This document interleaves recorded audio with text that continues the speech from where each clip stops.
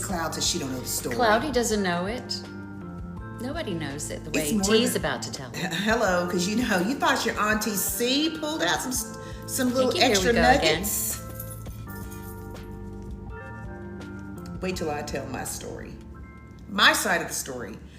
And when it was her turn to tell the story, I couldn't say anything. I couldn't add anything. And so when I tell the story, she's going to sit on her hands because, she going to want to. Oh, no, I'm going to let you do it. And then add a. And then, baby, what if I say something you don't want me to say? You can say anything you want to say. I can? Mm-hmm. Says when? Thank you, Yvonne. Ask the aunties. Tinka Tinka says she don't know the story. Since when? Since when? Since forever. As in when? Forever. Girl, y'all know that ain't true.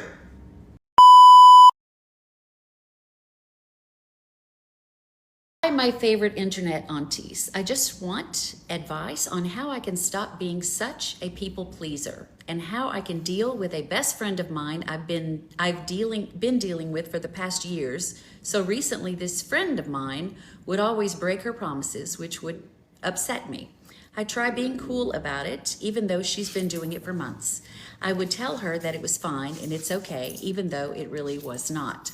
I've been friends with her since we were kids, and I was really not used to arguing with her, because if I would, she would make me the problem. I've been trying to keep these friendships alive without hanging out with her, which I need to ask her to. Or else we could not talk for weeks or even months. One time she did a trip with only her friends without inviting me. And in the other hand, she would always be whatever places wherever she was. Yeah. Okay. I think I'm really just being desperate, being friends with her, and I'm just a friend to her when her friends are not around. That's sad. You want to take that, baby? I can start, and then you just jump in. Yeah. I would say, first of all, I think that you are actually clearly saying that you value this relationship, which is really important. And I think that you continuing to reach out to her and try to see her and try to hang out with her shows that you're invested in the friendship. And sometimes, you guys, we're invested in friendships because we've been friends for a long time. Yeah. It's been 15 years. Yeah. It's been 20 years. It's been 10 years or whatever. You might be in a rut. So you've been in this friendship for a long time, and so you're really just like, okay, I'm gonna just keep it going because we've been friends for 20 years or 10 years or 5 years. But the reality is, you guys, people grow apart, and even the things that sometimes bound you before, like high school or drill team or whatever common interest might have been, when people grow apart, their feelings and their likeness changes. And so we're still trying to hold on to that friendship because we've always had it, but it may just be that it's just simply growth and you've grown apart, and that happens. It's kind of painful because you grieve the loss, right? Of the friendship, because but you grieve the loss of the friendship that you had, and not recognizing that, shift happens. And when shift happens, not everybody can go with you. And that's just kind of what I would say. So I wouldn't say just give up on the friendship. I think you would just say, like, hey, listen, I just noticed that in the last few times that I've, tried to connect with you, you've been, you either cancel on me or you don't seem like you're interested. And I'm just trying to see, like, is everything okay? Are we okay? Just ask her. It's not an argument for you to ask a question. And then if she's like, no big deal, then I just think you govern yourself accordingly. You just you see her when you see her, and if you don't, but don't be desperate for friends. You said at the end, don't be desperate, because not everybody's going to be good for you. So that's what I would say. And a true friendship is just like a relationship. It should be reciprocal. So if you're the one who is reaching out and doing all of the committing and following through, and your friend is not, then that's not reciprocal. And so it's not healthy and it's not good for you. And so I would encourage you to believe that there are better friends out there that can actually return, the love and the friendship that you're giving. And don't be afraid of that, because when you let go of someone who's not giving back to you, it just makes room for someone who will, because trust me, there are people who will. And they will commit to you, and they will come when they say they're going to come, and they're going to be right And they'll there. be kind. Yeah, and committed, Yeah. which is super important. So hopefully that helped. Keep us posted if you're on the live, or if you see this on YouTube. Like, keep us posted and let us know how it goes if you have that conversation.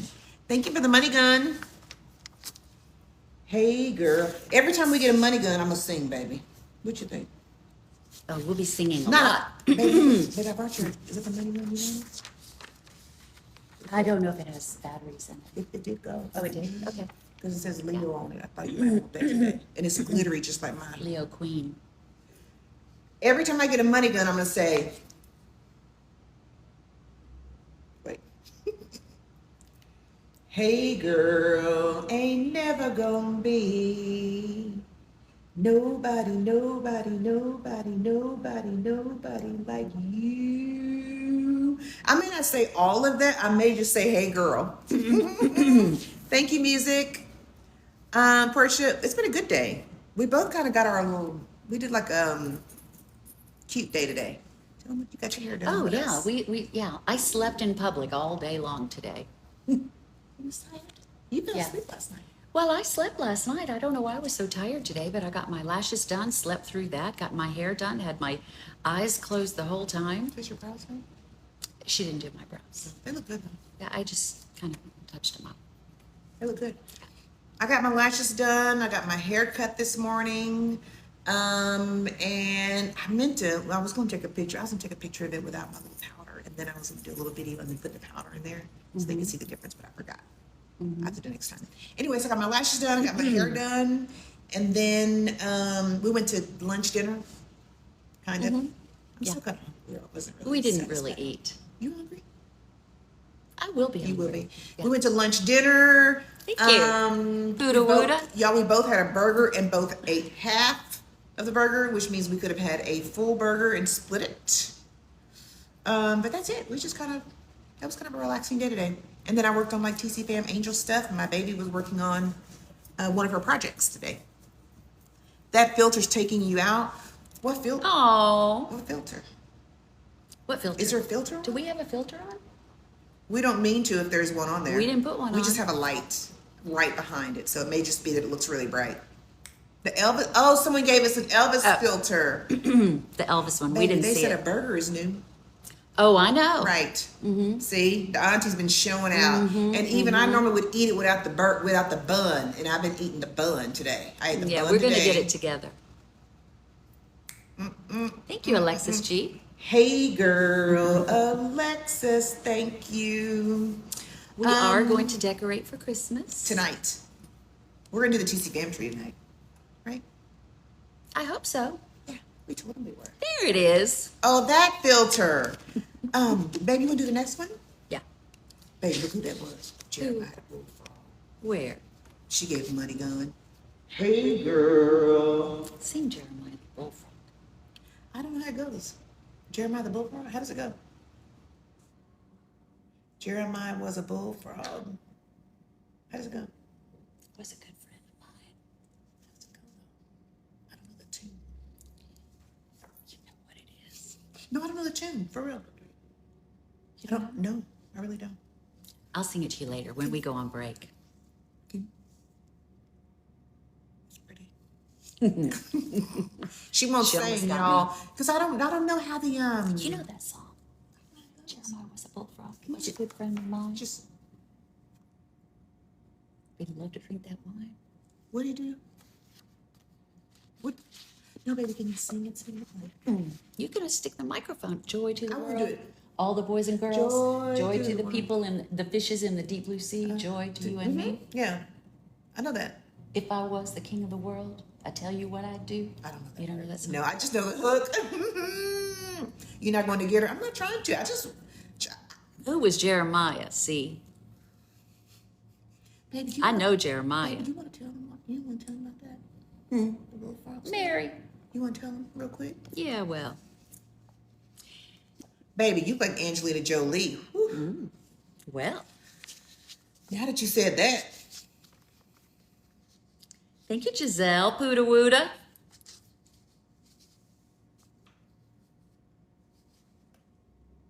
Did you faint? T-bye. T, what you looking at? Okay, next question. Hello, aunties. Hope you're well.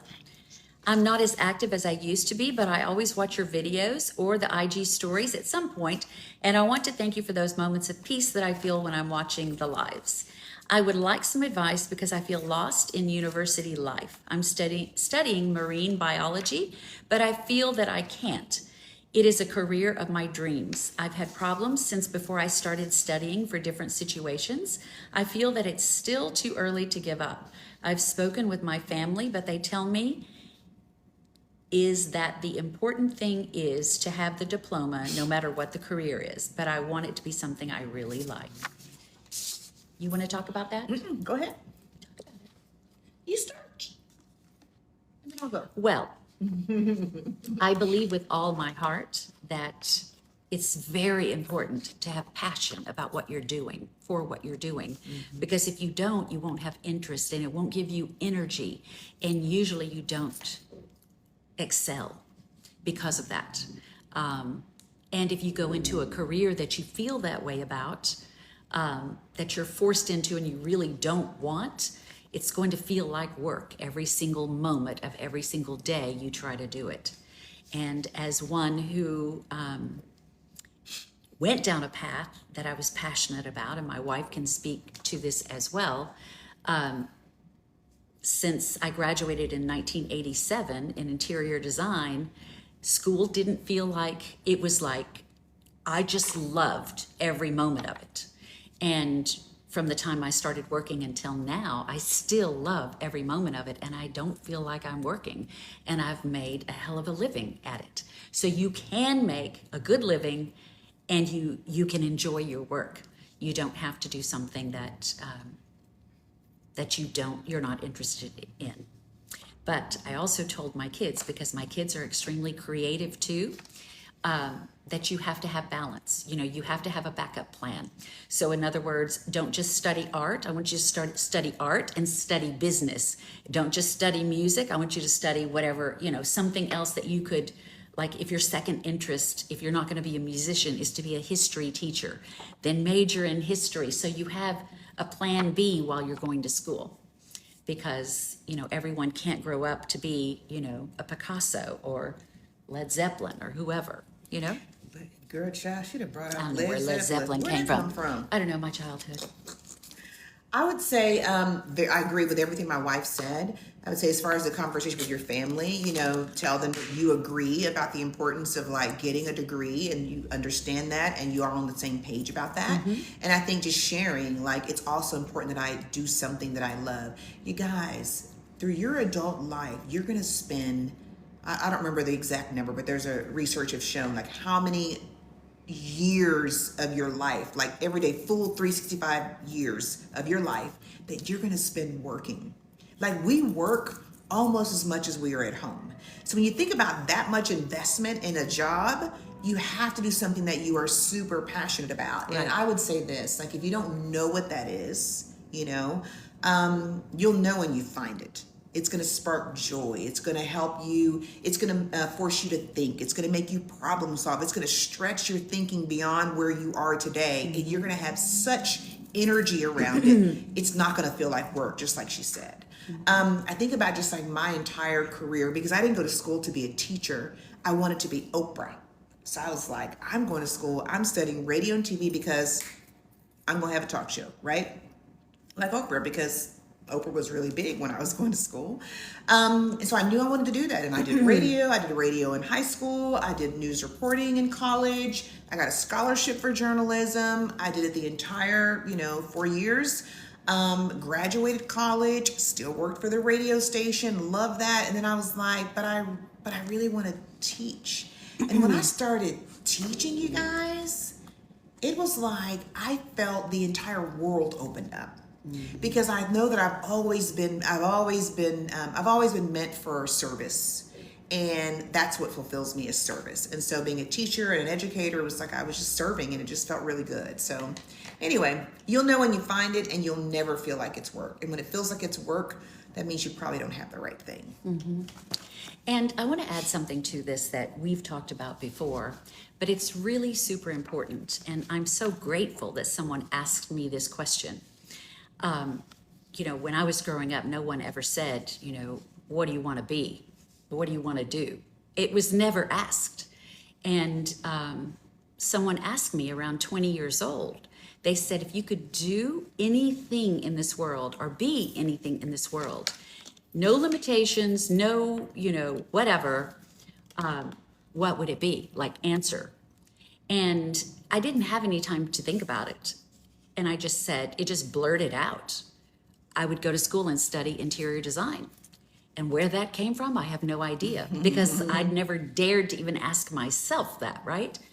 And that's what led me, just that question, that encouragement, that permission to say, I want to do that out loud, is what it took. And so if you don't have someone asking you that, and you're being, put into a situation where things are expected of you that don't feel authentic to you, ask yourself that question. If I could do anything other than what, whoever wants me to do that I don't want to do, what would it be? And move in that direction. Because where your passion lies is where your purpose lies. And where your purpose lies, it's your work, and it's your career, your money, I think it's easy to make money when you're passionate about something. Is it? Enough money?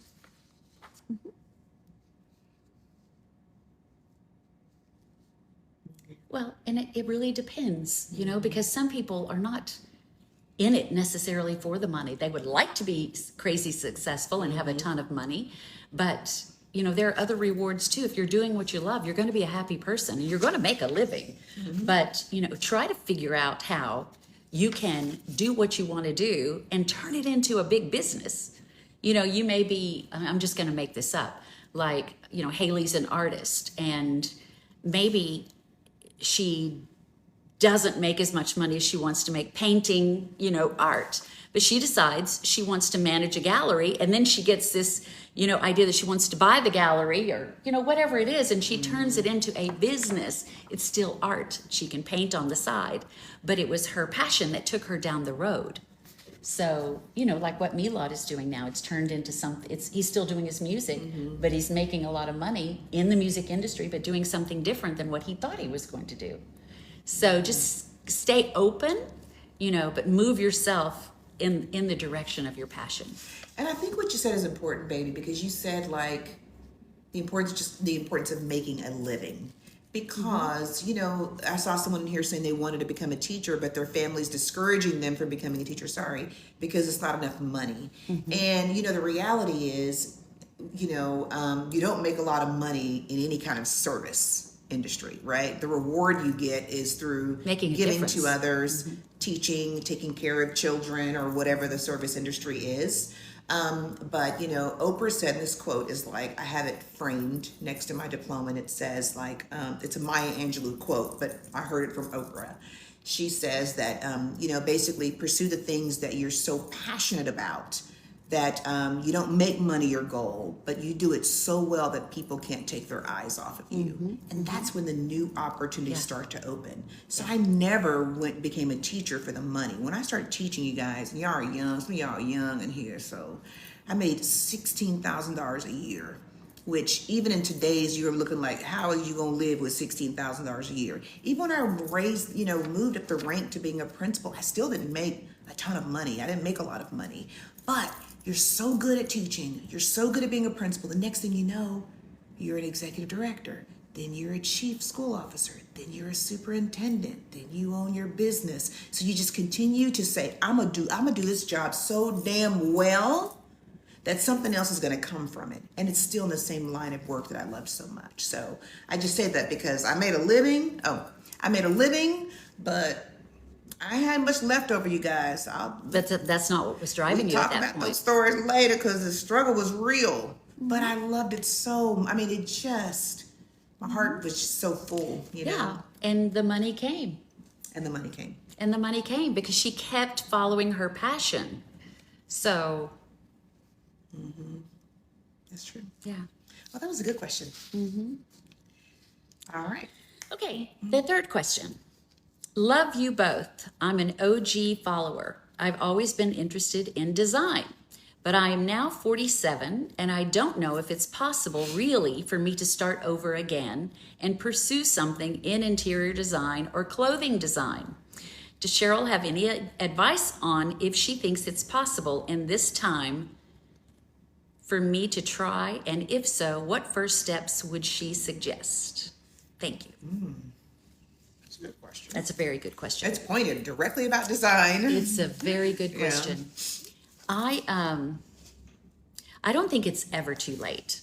And I think you need to ask yourself, like, what do I want to achieve? You know, at 47, I don't know, I'm going to make up something for this person's life. You know, perhaps they're already married or have been married. Maybe they have kids. Who knows what their story is?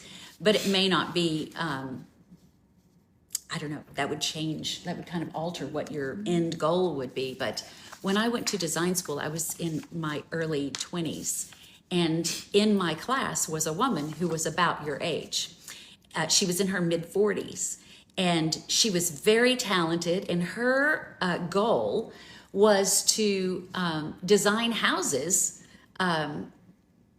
for her. She and her husband, like, to build, you know, like spec homes, but she wanted to be the designer. So she went to school to do that. And, you know, she did great. My goal was, you know, very different from that, but interior design is going to be a lot easier for you to go into than clothing design. I've done both.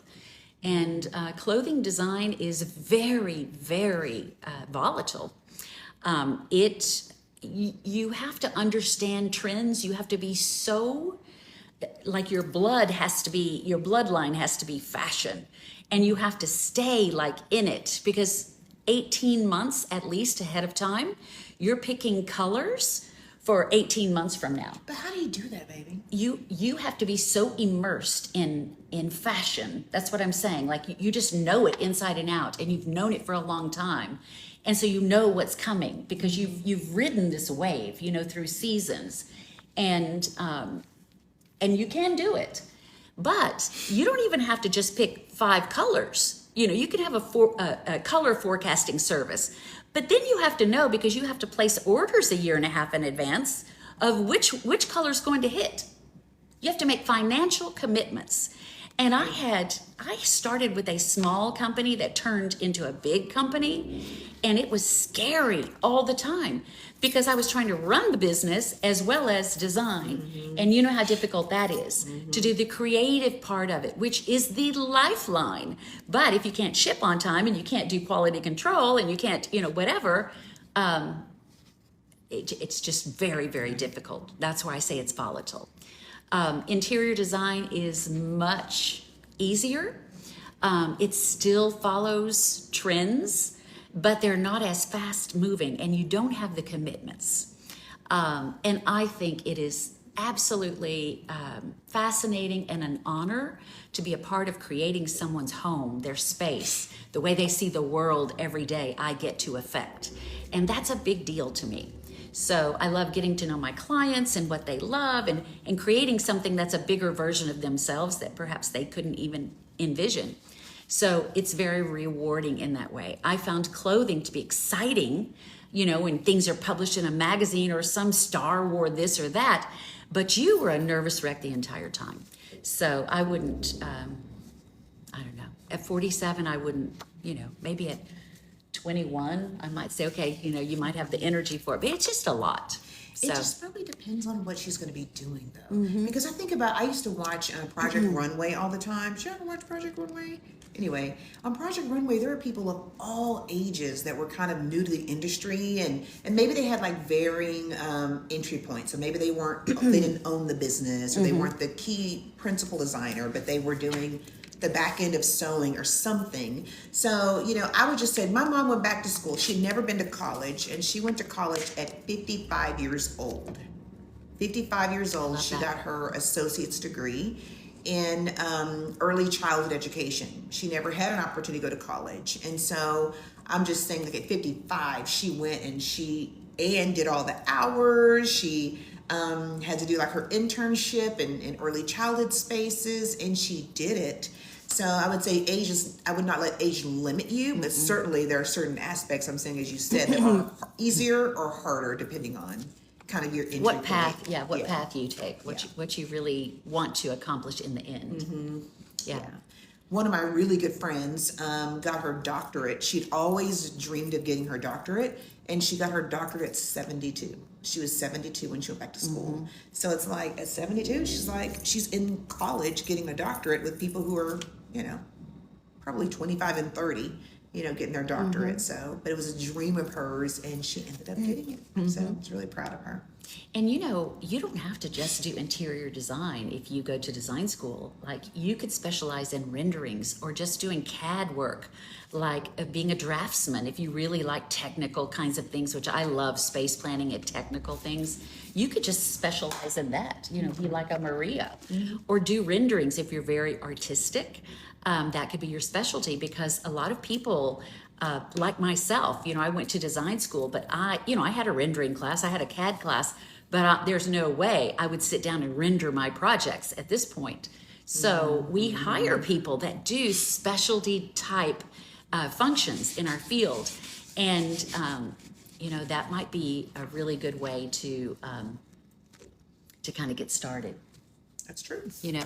And if you don't want to take all the interior design classes, you could just go and start taking CAD and rendering classes, and if that's something that sounds fun to you, and specialize in that.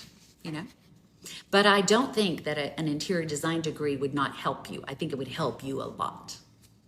Just because you learned the language of design, and you're going to be dealing with designers and architects, and there's a certain language we speak, and you don't want to be in the dark about that. So I would start with a degree for sure. Yeah, so. Those are good. We have 3 good Ask the Aunties. Now, if you have questions or you need advice, you can email us at askyourfave, F-A-V, aunties@gmail.com. All right. What's next? Do you want to do gifts? We can do Let's gifts. do gifts. We're going to do gifts. It's time for gifts. Hey, girl. The first gift Never gonna is from our sweet friend Tori Webb. Nobody like you. And it says, How do you save my money, favorite baby? I girls. want to know. How do you save money? Oh, how to save money? Don't spend it. Don't shop. Make a plan before you get the money. Automatic deposit into savings accounts.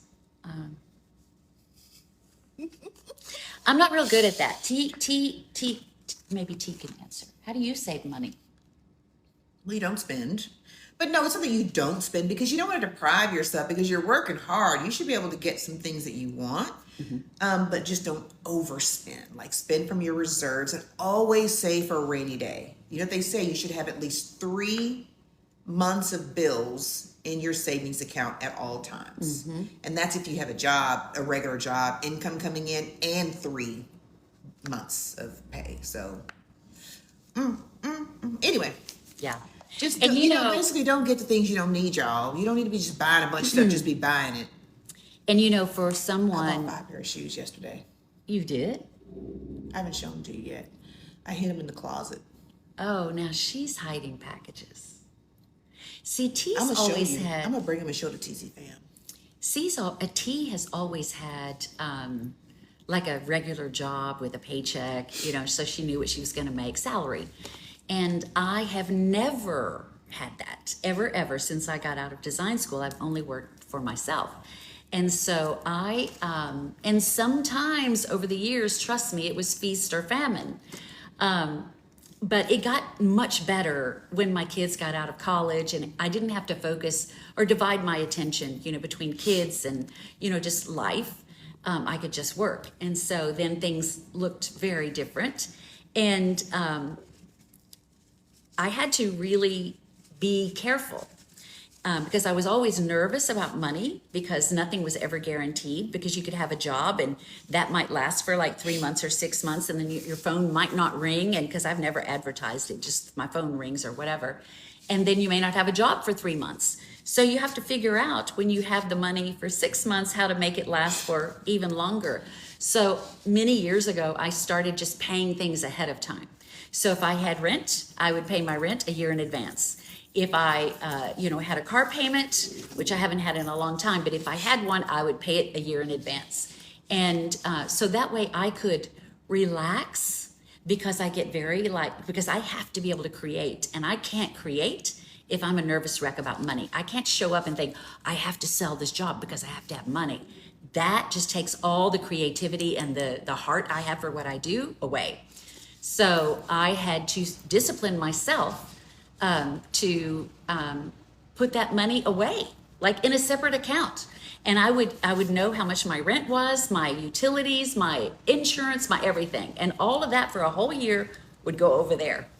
And if I didn't have money, then I didn't spend money. Because when you have that much money in the account, you think, oh, I'm good.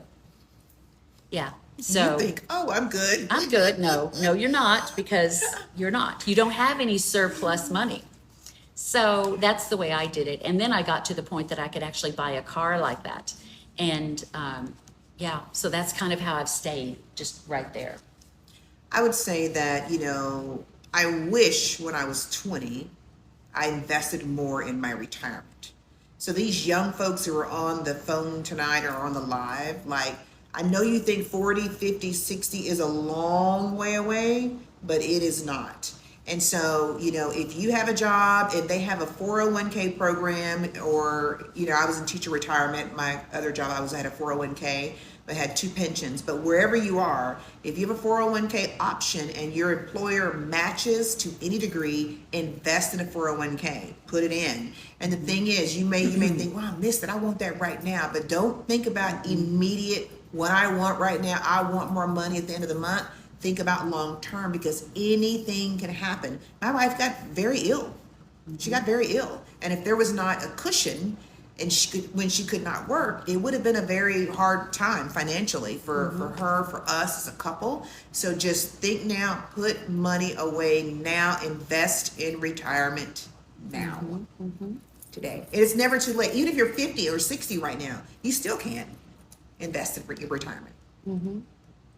And a lot of people are, sorry, you want to finish? Go ahead. I was going to say, and it also is like protects you with taxes too. It helps. It's a tax break you get. They're going to take it out pre-tax. All that's not going to be taxed. It's all makes sense, right? So again, I wish I had more, because you guys, this is the thing. When you grow up in communities, or you grow up with families, who are not used to knowing about credit, they don't value credit.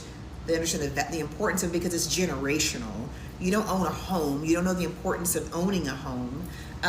You have not had, nobody before you had a retirement. So you don't even know how to talk to your kids about the importance of credit, the importance of saving. No. You don't know, because no one in your family's ever done. We had to teach ourselves everything, right? Because no one else has ever done that, right? So I would just say that it's very important, especially in low-income communities. Everybody's doing the best they can, but we got to teach our children financial literacy early. Just because you have it doesn't mean you have to spend it, right? Just because you got it don't mean you got to spend it. And y'all would tease me about being frugal. My frugalness is shifting, but it's because I'm just in the mentality of, just because I have it doesn't mean I have to spend. I've seen the other side when you don't have money in the bank, and that's why I can sit at 51 today and say, I can work again, or I may not work again. But it's because of the investment I've made over the course of my career. The sacrifice too. Yeah. Yeah. Which is big. I was going to say something. What did I say? We were talking about, like, if you don't know, your family doesn't know or teach you the value of money or credit, or because baby, they didn't tell me nothing about no credit. But go ahead, it's a whole other story. I can't remember now what I was going to say, but okay, maybe it'll come back to me. Maybe. All right. Oh, I know what I was going to say. a lot of people have jobs that there was somebody that kind of mentioned this, like they said, for me to save 3 months of salary is like, that's so hard, because a lot of people are living paycheck to paycheck, hand to mouth. And there's nothing wrong with working like that and struggling and making an honest living. But I would encourage you to think outside the box and think, okay, I need a second stream of income that I can control. What can that be? Not get a second job and make someone else's dreams come true. What can you do? Maybe you make, what do you make, baby? Gift cards. I'm making something up. Maybe you make cakes. Maybe you make flower arrangements. I don't know what it is, but there's something in you that can come out of you, your creativity, something that's your passion that you could sell on the weekends, or you could sell at the bake sale I don't know, just little things that could take a lot of pressure off of you, and you never know if it could turn into a real business. It's true. My baby speaks like a business person, right? Mm-hmm. Like that's been her lane. But you're right. Oprah said you should never know how much money you're making you should never know the exact amount of money that you're making every paycheck. Right. So that means paycheck. Nothing wrong with that. That gets us through. But there's more. And it's, if you say, oh, but God, Cheryl, I have 3 kids. I know what that feels like. I had 3 kids too. You know, trying to make it happen, working for myself, by myself. And you know, all I'm saying is, you know, maybe your kids can be a part of it. You know, they can cut the cookies, whatever it is, because they also need to learn like the value of making money. We didn't have any money growing up, and I really didn't want my kids to struggle the way we struggled. And I think they have a great work ethic I'm thankful for, but it could have gone the other way because you know, if you don't work for things like we did in our generation, you know, you may not understand the value of that and the real struggle it is. This girl said Yeah, our they generation. need to know. They need to know how to hustle, what it is, how to hard work, how to think. You know, that's the thing. It's like be creative in coming up with a business plan. You know, and ask people that are doing it. Study people. Success leaves clues. Never forget that. Look at people who are doing it and say, wow, look how they did it. I could do something like that. This could be my twist, you know, and follow in their footsteps. Amen. Why are they saying, Auntie T, please? Well, because when you were saying, you said our generation and you did this, and I was like, Generations. That's why they said that. I had my little eyes going. Yeah. She'd like to be 63. No, I mean, eventually. Not yet. That's what I said. Eventually, girl. Mm-hmm. Ain't nothing wrong with 63. No, but I'm not. Trust me. But I don't want to get there, and I'm not there yet. I want to take my time. That's what that face was about. Oh, you should see her. Baby, put those turkey away. Baby, come over here. We're on a live. She's over there trying to clean out the fridge. No, I'm not. I'm getting water, girl. Twerking. In the fridge. Here, I'll show you. Why are you doing me like that, baby? Come on over here. I'm just getting some water. Talk to the people. You know. Thank you, love. Would you say I'm 26 and trying to figure out a way to have multiple incomes? You can do it, CJ. Just be creative and think of something, you know, outside your job that you would love to do. Think of a good idea that someone hasn't thought of, you know? I was going to show you. Auntie T will be in a problem. Bow bow. What did the kids? Mm-hmm. Yeah. So this is from Tori Webb, our sweet Tori. It says, my favorite girls, We're gonna see Tori in a few weeks. on the envelope. Hey Tori. Tori. Hey IG, we're not ignoring you all. Hi. IG. Hey girl, that was a money gun. Thank you, Lady Blue. It's the most wonderful time of the Can I year. sing it? Yes. It's the most wonderful time of the year. When TNC give away 12 days of Christmas to our subscribers. It's the most wonderful time of the year. Yes. To celebrate the most wonderful people you know. Status Steph sent Tik Tok. Hey girl. Gun. TNC, just a couple of ornaments and more. Baby, may I ask you a question? Cards to ring in the holiday season. Can't wait to celebrate in person. Love you and miss you, Tori. Thank you, Tori. Thank you, Tori. We love and miss you too. If you're here, it's Tori's birthday month. Is it? Hey, Tori Webb's birthday month. It's not. Is it plugged in? It's on. Ooh, it's hot. We look at your comments, girl. Baby, that says my side hustle is not singing. Is it yours?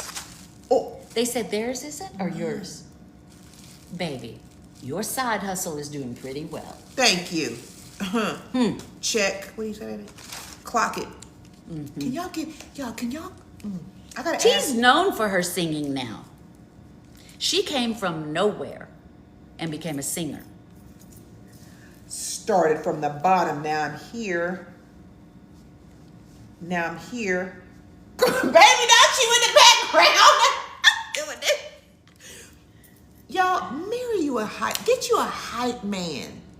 Marry you a hype woman, a hype man. You gotta have a hype person. Let her cook. Who is this? That was good. Damn puzzle. Sing something. No. See what? Sandlin. I said let her cook. Well, you know. She's hot. She's hip. No, she really is. And you know, she remembers it's really hot, this thing. Why is it hot? Turn it off. It's not even plugged in. I know, but just turn it off. I don't know why it's on. Could be something wrong. Oh, look. TNC Christmas How cute is that? 2024. Let's pose with our little ornament. That's cute. For our little tree. Love you, Tori. Oh, that's from person. Oh, person. Why is it Not the beeping, first. though? I turned it off. Not the first thing I hear. Oh, it's the say- fridge. Yes, the door's open.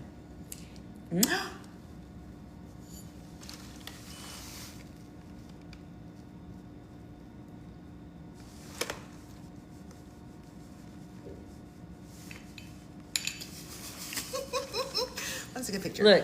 With that over our head. Don't be trying to kiss my wife. Look. Yeah.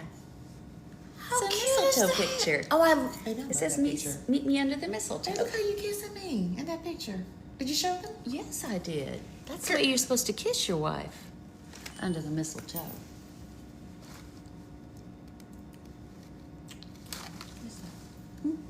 Y'all see our lipstick didn't smudge.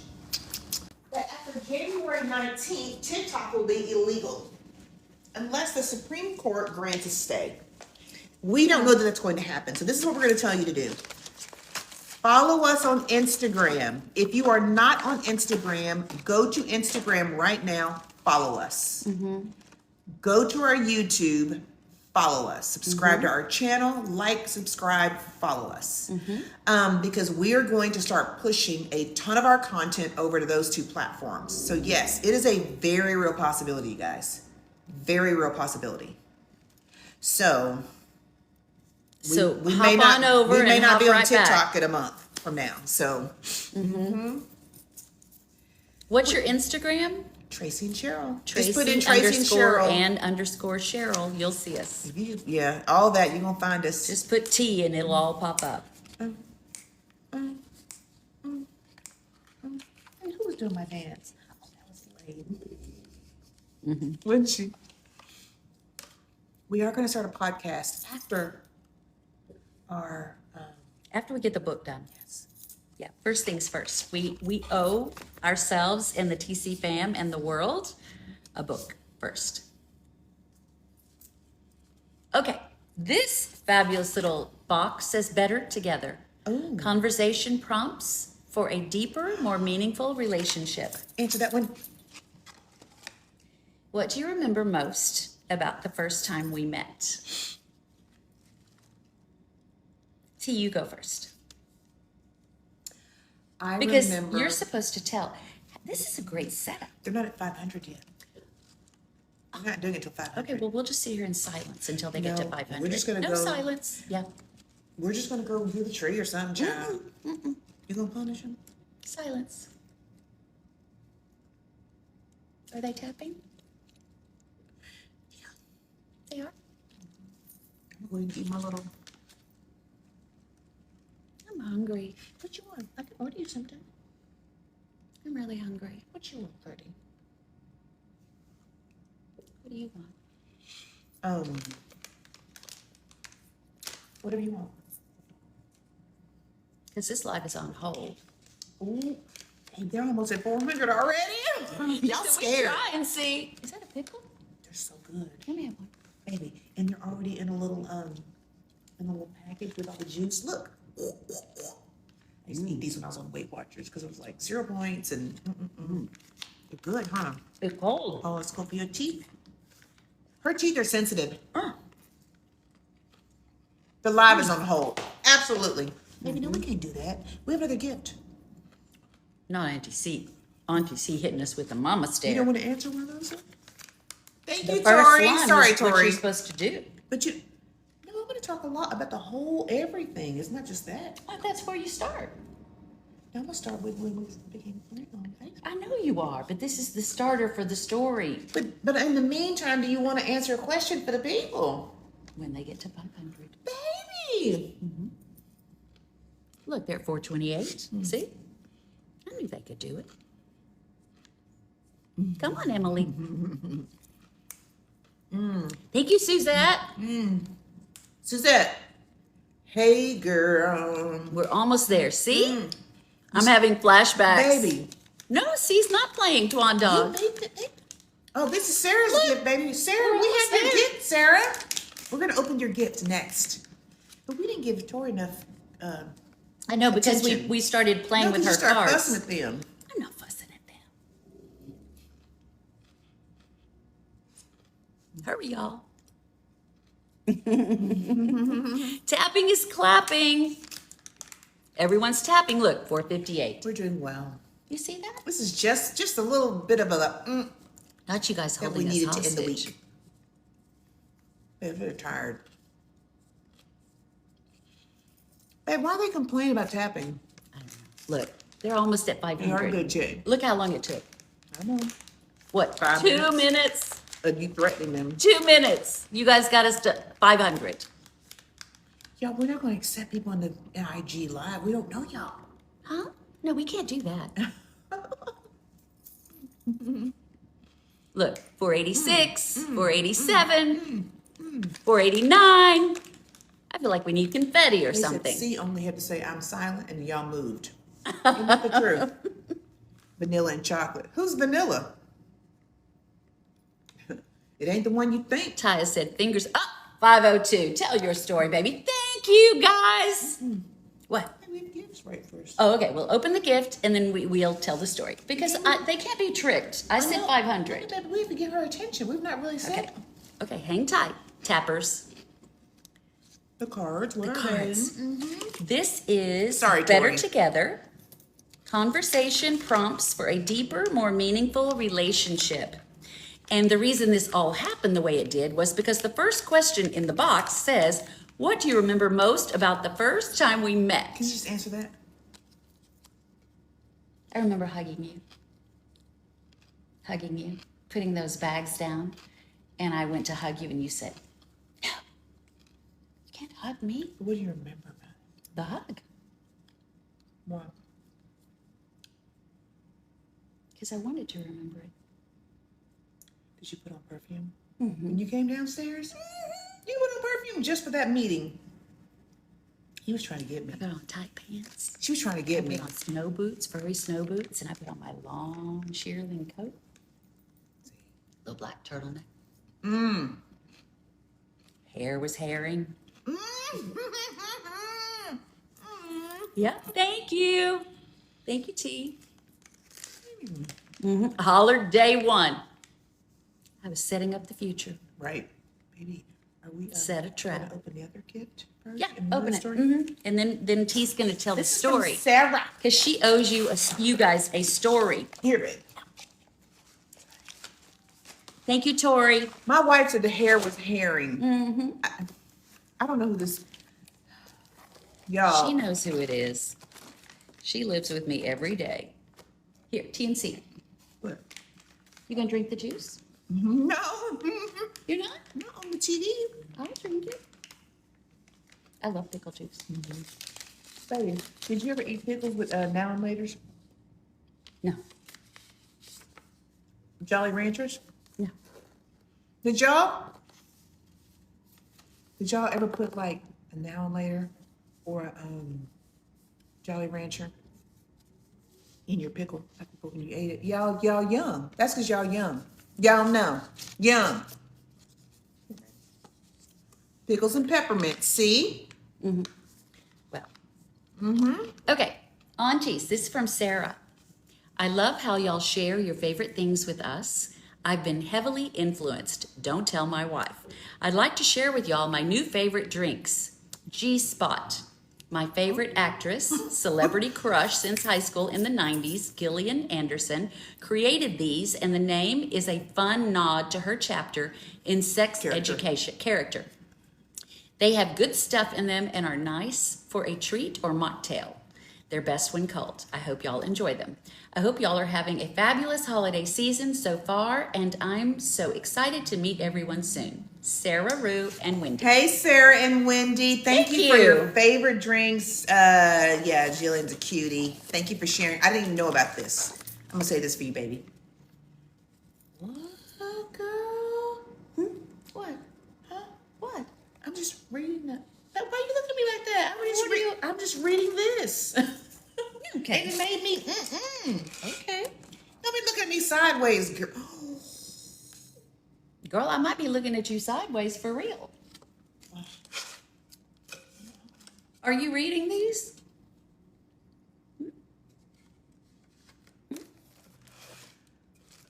These names. Sarah. Soothe, Scarlet Apple, and Sage. That sounds good. Protect, Ginger and Peppercorn. Arouse, Passion Fruit, and Habanero.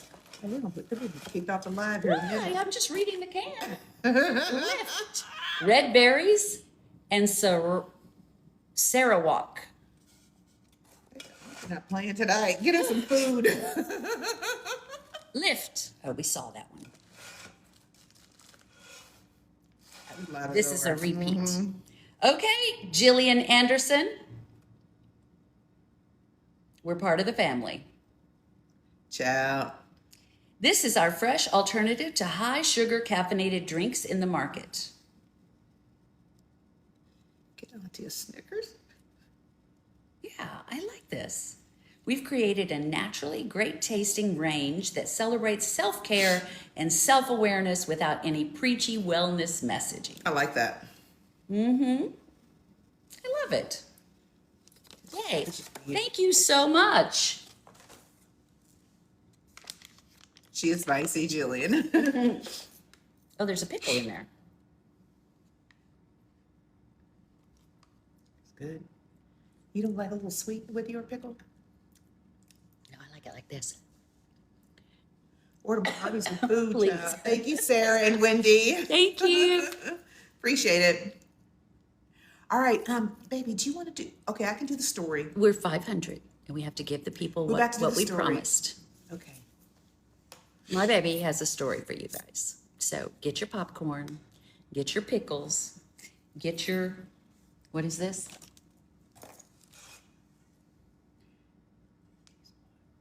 Yeah, get your drink.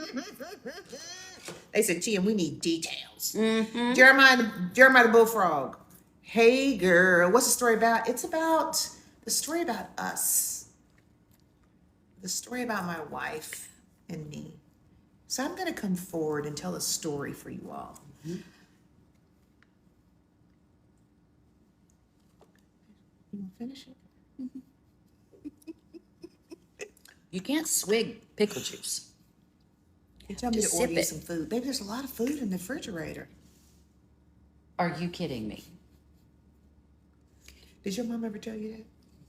Your mama be like, girl, there's food in there. Like, mama, ain't nothing in there. It's food in there. We got a turkey. We got some, Tell them about the turkey, baby. I think the turkey's done. We have an uncooked turkey from before Like, Thanksgiving. Mom, that's ketchup, right? Yes, she's drinking the pickle chips. She's not playing with me tonight. I know. She's not. I'm not making her mad. Yeah, my mother's a redhead. No, you'd know if I was mad. Trust. You would know. Hey, Corey. Hey, girl. Baby, is the turkey not good anymore? No, it's not good anymore. No, we have to throw it away. It's a waste of money. That was like $40. I know. And it'd still be a waste of $40 if we had cooked it. Why? Why? We'd still be throwing it away. You don't eat turkey on Thanksgiving, baby. Who? You. Why? I eat turkey. You eat a little bite. A little bit. I don't eat a lot of stuff. Yeah. I don't eat a lot of We got McDonald's at home. See, smothered turkey wings over rice, baby. See, you're missing out on some. I think we're gonna turn IG live off now and just do TikTok. Okay.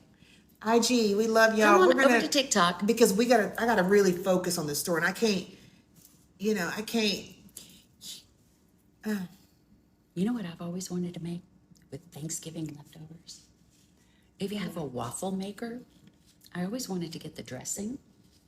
I put the dressing down in the waffle maker with a little bit of not gravy, but like somehow the au jus from the pan, and let it crisp up like a waffle. And then slice turkey and put on the top of it with like cranberry sauce. That might be interesting, baby. Actually, Right? that's the dressing you made. Yeah. Okay, that would be interesting. Any kind of dressing. Yeah. I just like the idea of it being a little bit crispy, like a waffle. The dressing. You like know? crispy? Yeah. I'm never gonna be a waffle fan. Right? Waffles don't have a taste to me. Maybe that's why I don't like them. There's no taste. You don't to like them. pancakes either. Okay. Yep, that's an invention, right? Yeah. She's creative. All right, IG, we love y'all. We're gonna have to go, but we'd like for you to come over to TikTok and hear my story about how we met, and Stuff. Um, I made gumbo, and I had gumbo left, and I like cornbread with my gumbo, and so I like hot water cornbread, and so I thought, why don't I make? And I love empanadas, so I got the gumbo, and I took I kind of strained it a little bit and got the juice off of it. So I just had the chicken and the crab meat, all that stuff, and I fried some cornbread, hot water cornbread, and I put the gumbo and I folded it over and pinched it and fried it so it was a little bit like fried cornbread. And then I dipped it in the warmed up like au jus. And I called it gumbo to go, Geau, because that's New Orleans. baby, they said, but you bragging about gumbo and you ain't made theirs, and it's been almost 2 years. Girl, I'm gonna make you some gumbo to go. It was so good. Right?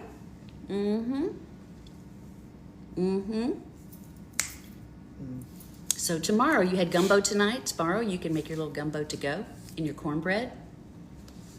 It was good. I have pictures. I'm gonna show you pictures. Maybe we'll post the pictures. I like the idea. They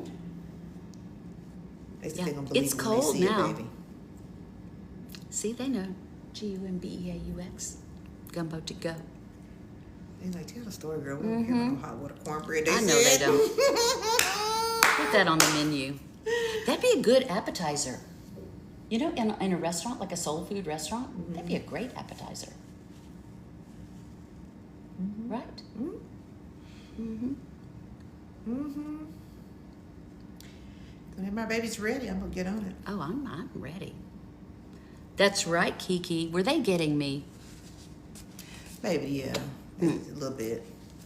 What was the name What of the were they restaurant saying? that I called you a restaurant? Chateau Cherie or something like that. I got a good rating. That's because she was pretty. All right, you guys. I want to tell y'all something. Share. Shh. They remember. Dang, y'all remember everything. They stopped tapping. Oh, well. Look. That's what happens, baby. And you know. See, that- your 12% African can open your restaurant.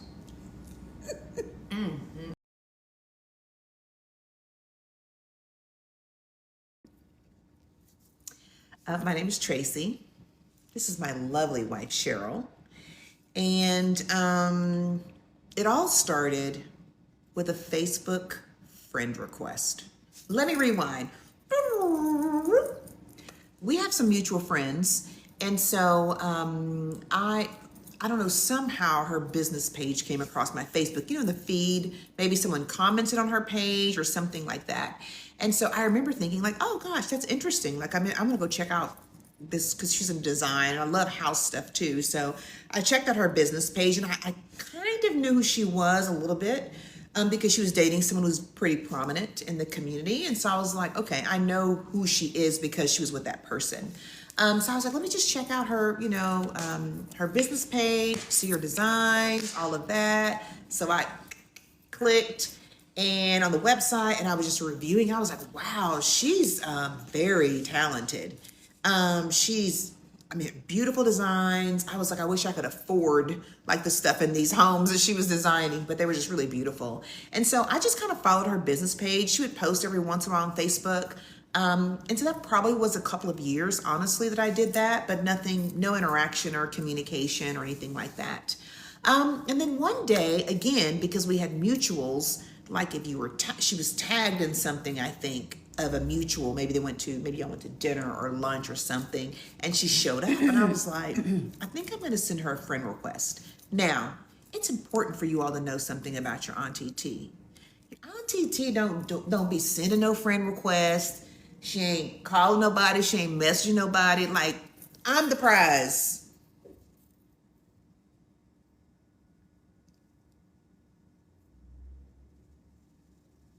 So that was a little bit different for me. But I sent her a friend request, right? Sent her a friend request, and I mean, within about 2.5 minutes, she accepted the friend request. And I was like, wow. Now, her page was open. So before I sent you the friend request, I looked on your page, and I was like, oh, I had to see a few things because you had stuff that was open. I think all your stuff was open, actually. I don't remember. Yeah. Maybe. Yeah, I know Yeah. you. Yeah. I'm not supposed to be talking. And so she did accept my friend request. So then, you know, that was probably, you guys, we've been trying to figure out the year. I think it was about 2011, about that time. So 2011, she accepted the friend request. And so we kind of followed each other. We weren't talking to each other or anything like that. Again, we had mutuals.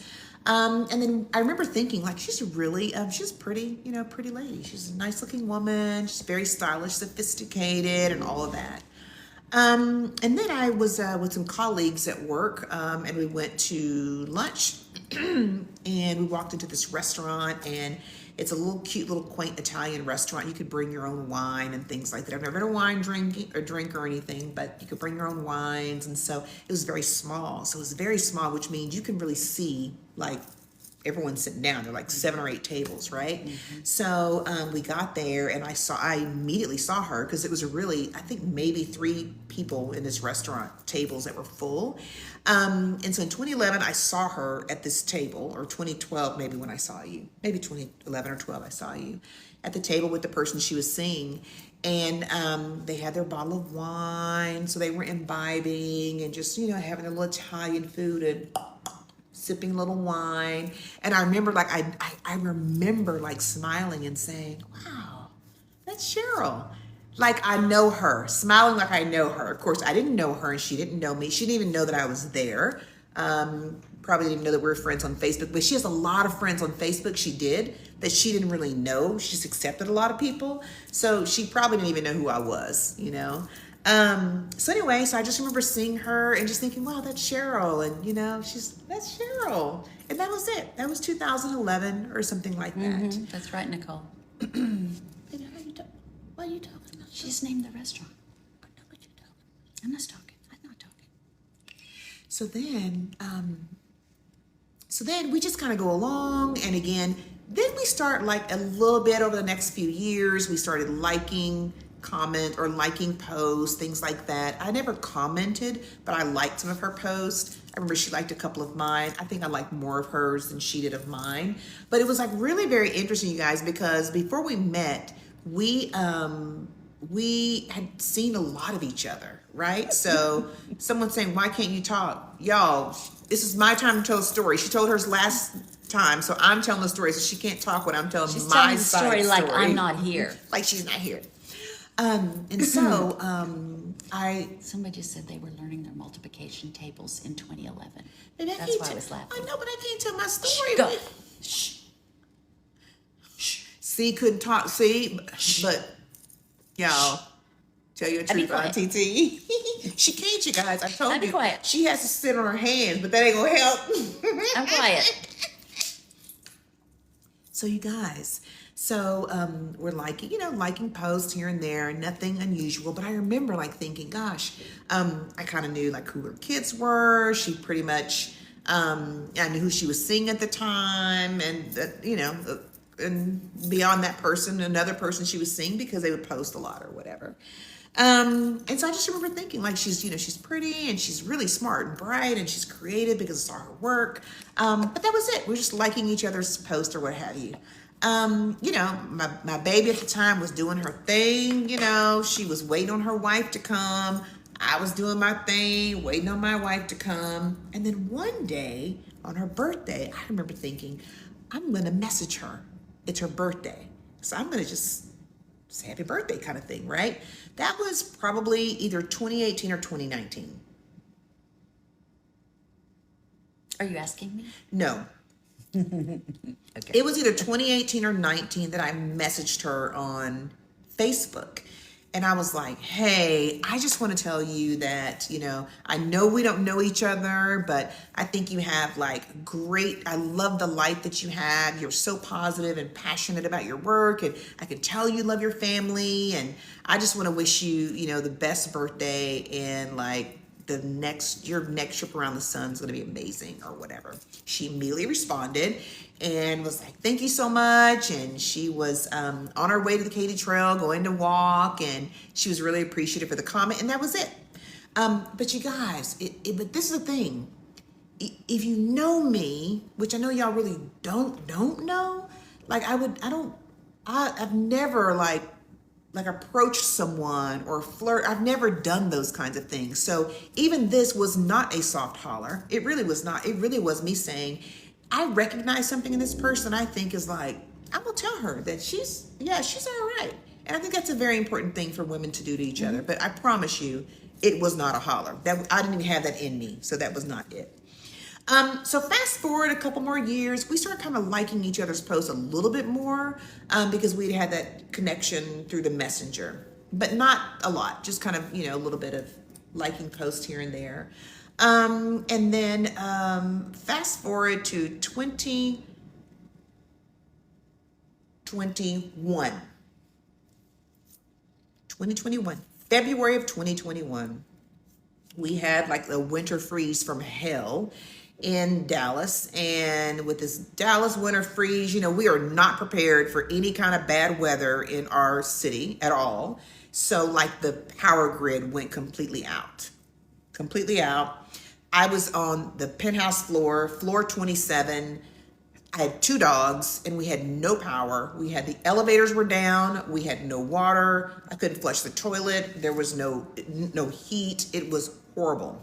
In my apartment, it was 54 degrees. Inside my apartment, it was 54 degrees.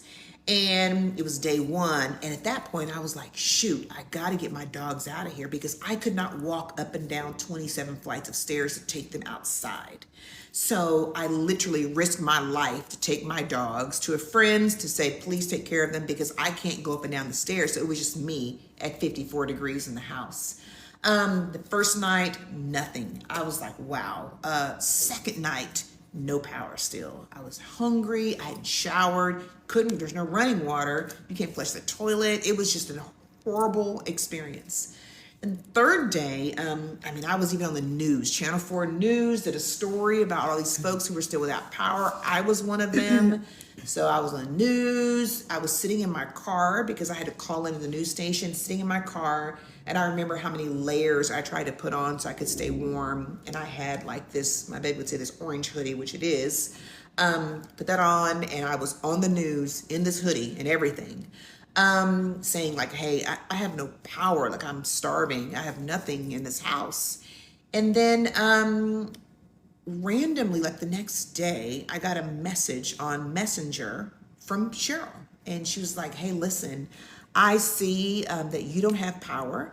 I have power. I have, it's warm. I have food, feel free if you can get down here. Like I live close to you. And she knew that because my view of my apartment, you can see it's downtown Dallas.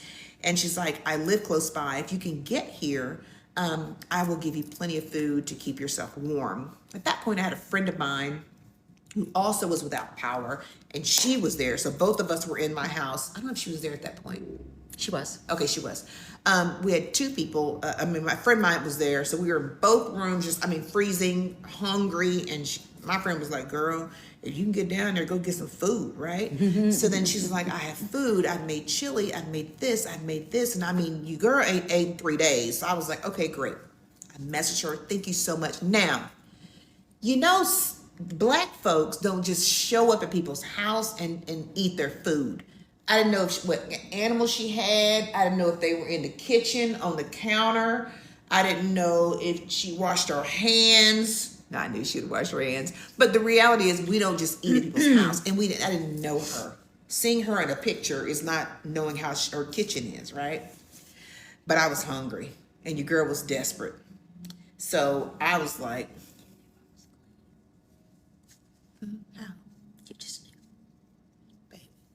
my wife said, you knew I was clean. Of course. I'm just saying in general, we don't just eat at people's house. We don't know. That's the reality. So I was like, I'm about to risk my life. I'm about to risk it all. I'm going to risk it all to get some chili. And she said, I made chili. It's delicious. She didn't tell me it was venison chili, but I made chili. I have onions. I have plenty of cheese. Like, what do you like? And I said, I don't like onions. I love cheese. And she's like, what do y'all say? Bet. Good. Okay. Good. Come on down. Whatever. So I'm doing this. You guys, I literally was 2 blocks from her. That's how close we were. 2 blocks from each other. 2 blocks. But it was a straight shot. Same street. So here I am like this, literally sliding. And then I got close to her house and I didn't have her number. So I had to call her on Messenger. And she's like, okay, I'm coming out. And then she gave me her phone number. Why she give me her phone number? We can chat through Messenger. Why you give me your number, girl? So then she's like, great, well, come on. I'm warming everything up for you. And I was like, awesome. So I get there. What am I feeling? I'm asking myself. I was a little nervous. First, I don't really know her. And I'm about to eat her food. And I've seen her for damn near 10 years on, Facebook. And I'm about to see her. I had not showered. I was a hot mess. My car looked raggedy. I was raggedy. I had no water. It was bad. So I pulled in and then she comes out. And you guys, this one. Wife came out. I'm saying wife. She's my wife now. Wife came out the door. Oh, let me do this. I need to get some, I wish I had some heels on and my little shearling or something. Wife came out the door. Can y'all see me? Scoot back, baby. Can you move out the way a little bit? Let me move this little chair. So I can. Out my house shoes, Jenny girl, Jenny. So my wife had on her boots, they're real like this. Boots was real high like that. And she was, and I mean, just hair down, long shearling coat, big tall ass boots, leather pants probably, I don't know, child. She had big bags in her hand and she walks out. And I'm in the car, funky, cold, sweaty, everything. So she walks in like a dream, like, hi,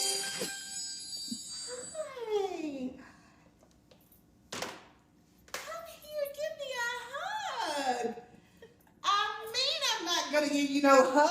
I'm a hot mess. I'm like, what? I can't hug you. I've not had a shower in literally 3 days. I haven't even brushed my teeth in 3 days. It was a hot mess. And she's like, I don't care. Give me a hug. And I was like, I'm freaking hugging Cheryl. I never had to hug. So she came near me and I remember hugging her. And in that moment, you guys, you know, it's like what I will describe it as like a transfer of energy. I think that's what I would describe it as because I wasn't like, ooh, that's gonna be my wife. Ooh, No, I was like, there's like, we transferred energy in that hug. And you know, they say that when someone hugs you, they should be the first to let go. Your girl was funky. I tried to let go. My wife wouldn't let me go. So she's holding on and just like 10 years of I've wanted to hug you that day.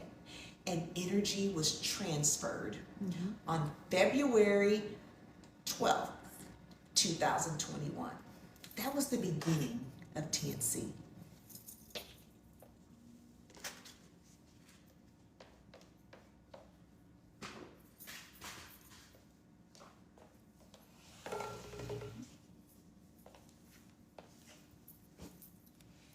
Now, wow, great. Thank you so much. This food is amazing. I go home,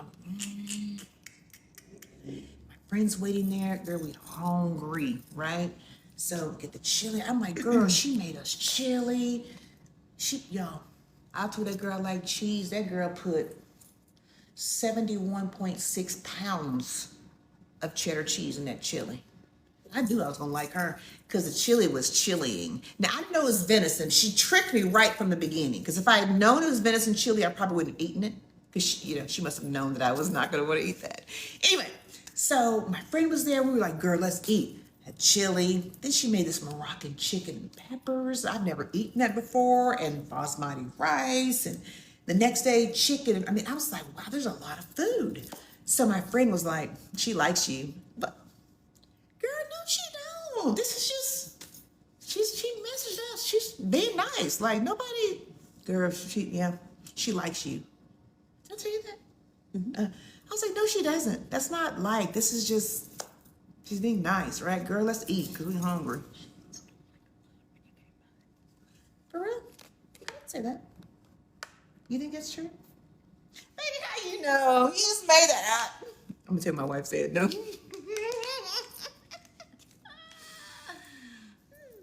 Anyway, so we ate the food. That was day one.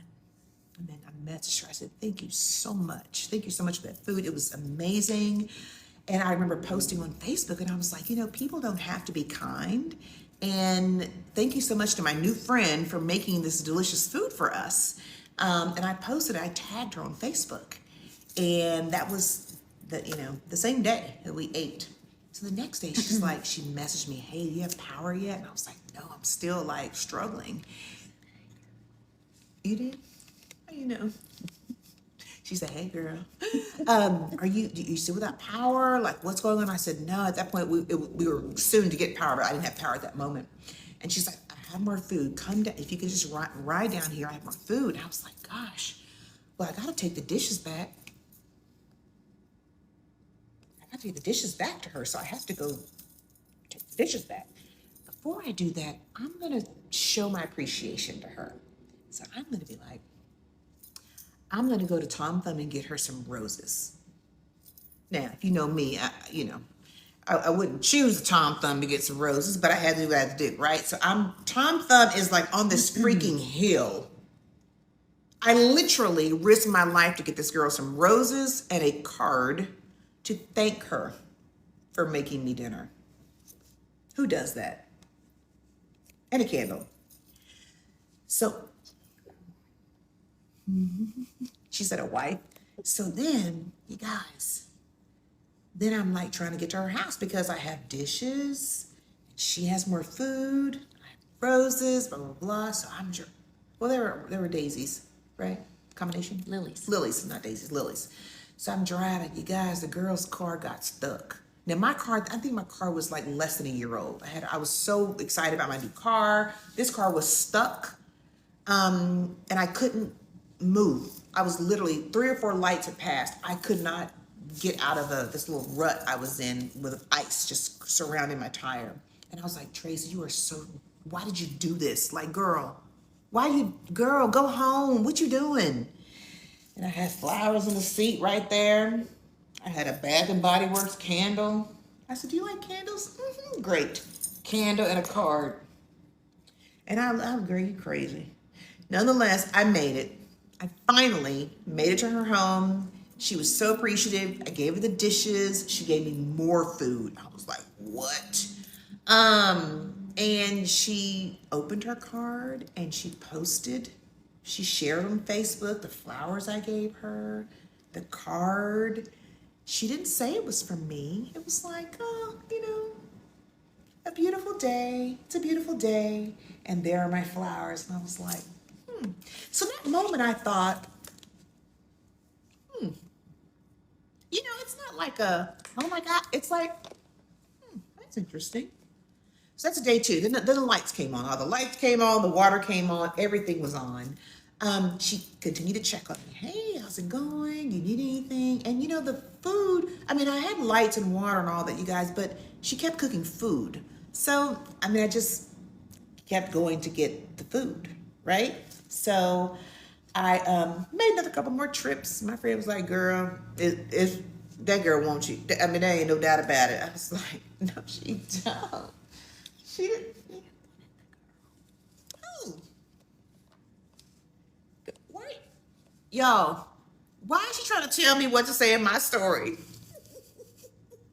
So, I, got the food, come back and forth. My friend was like, girl, it is a wrap. That girl, yeah, she definitely liked you. And I was like, no, it's not like that. But in that moment, I'm thinking like, our energy was still like, this is an energy. Now, both of us, we were not readily available at the time. We both had, we was doing a little something.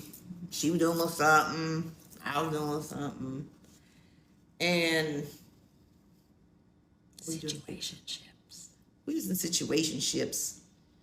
And stuff like that. I remember you saying, my wannabe boyfriend.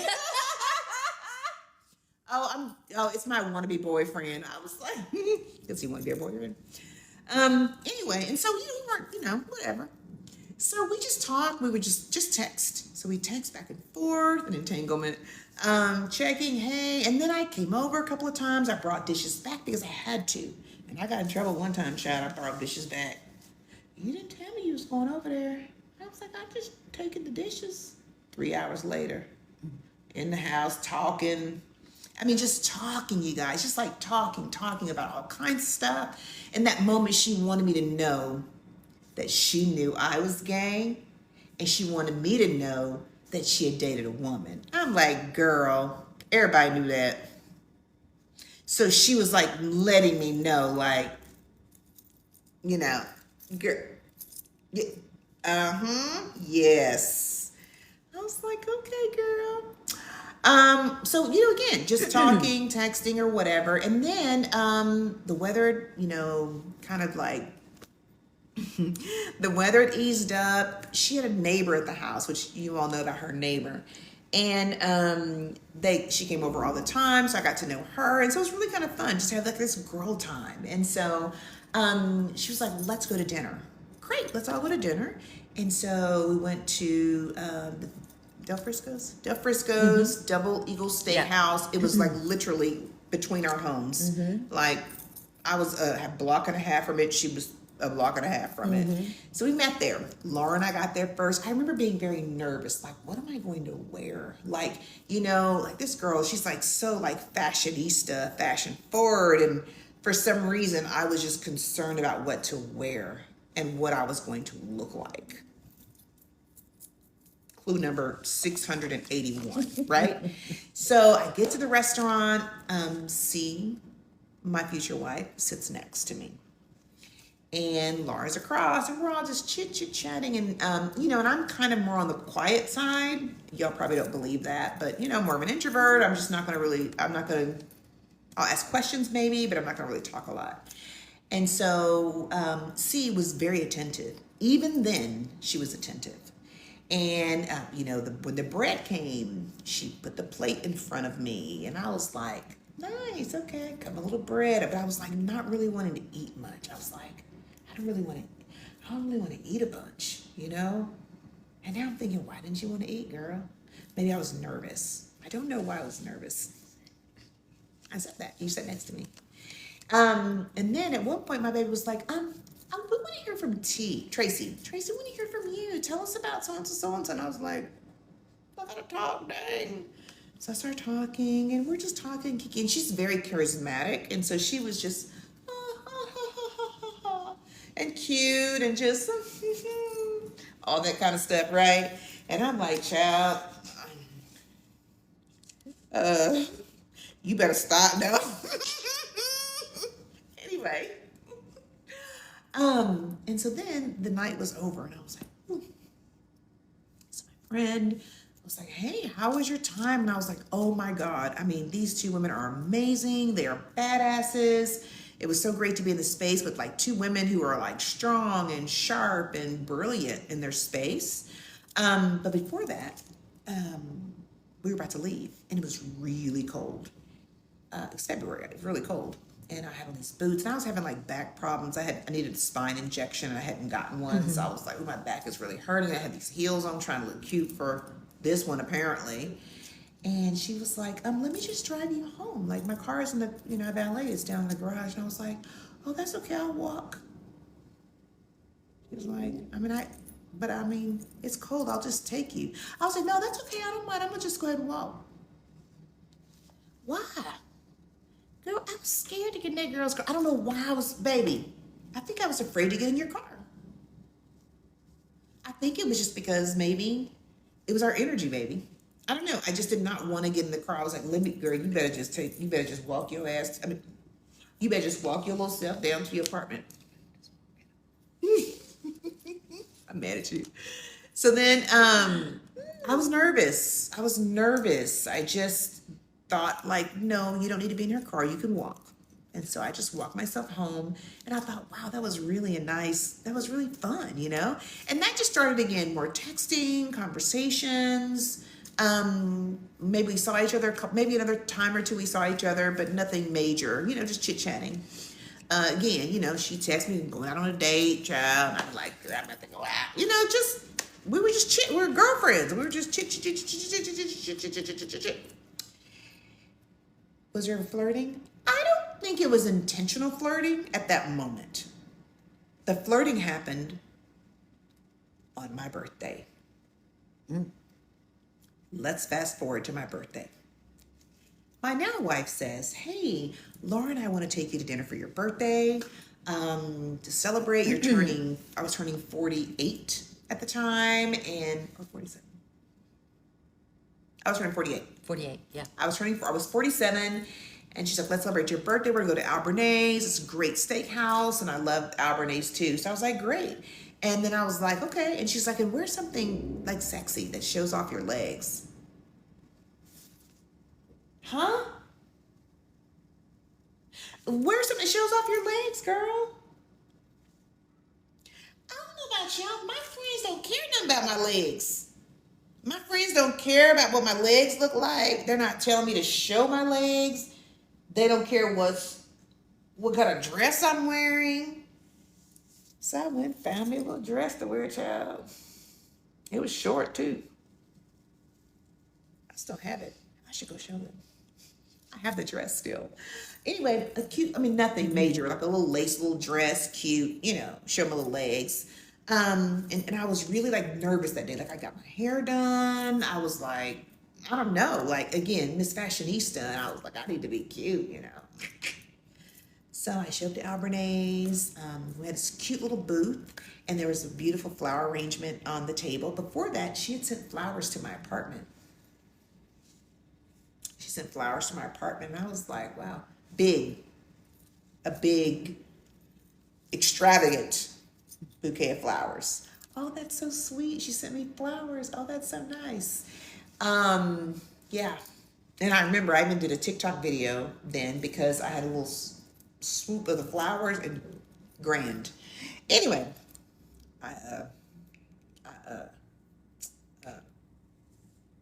need to go back to the story. Sorry.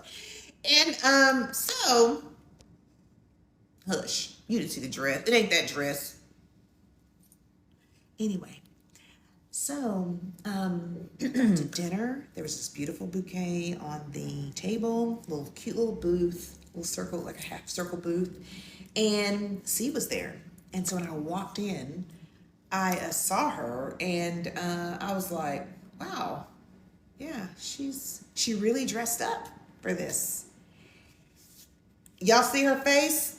So my baby had on these beautiful little pants, these beautiful, I think these are orangish, reddish, I don't know, something, pants, slacks with a little tight black belt and a sheer top. And I won't say much on the live because we're on live. I don't want there to be any problems, but the top was topping, and it gave the illusion of but it wasn't an illusion. They were actually just, the top was topping. It was very demure, very elegant, very here. And so I remember thinking, wow, and again, I'm this like girl that's like, y'all, and I'm gonna say this because it's true. Like I've never like been, oh my God, she's so, that's just not my personality, ever been like that. So it's all just very different. All of this has been very different. So she sat down, Miss Attentive, and then Miss Attentive. At one point, it was just the two of us. And she was like, okay, Laura's not going to come. It's going to be just us. And she was all excited. And then Laura showed up. Homegirl was like, oh, I'm so glad you're here. And she loves her, but she really was thinking, I want some time with T. I didn't know that at the time, right? So we sat there. I mean, y'all, what drink do you want? Let me get it for you. And then she wanted to taste a sip of my Cosmopolitan, my drink. And there's a picture of her sipping out of my drink. What? Sat next to me, brought the cake up for me to blow it, cutting the slice of cake. I mean, all of it, like just very attentive to your girl. And I'm like, this thing right here, she 59, fine and 59 at that point. And so we had a great dinner conversation. My baby, she doesn't like for nights to end. If she's having a great time, she wants it to continue till 10, 11, 12, 1, whatever. And I'm like, okay, thank y'all for dinner. I'm leaving. She's like, let's go somewhere. No, we're just going to the house. So then at one point we took pictures to mark, our my birthday dinner, my new friends. And so in one of the pictures, we were kind of leaning into each other a little bit in the pictures. And then in one, she did a little boomerang. And I was like, I think I kissed her on the cheek in the boomerang. And I had my hand on her back in the boomerang. And then she posted on Facebook.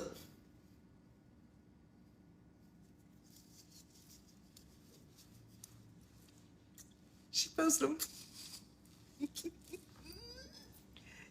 on Facebook.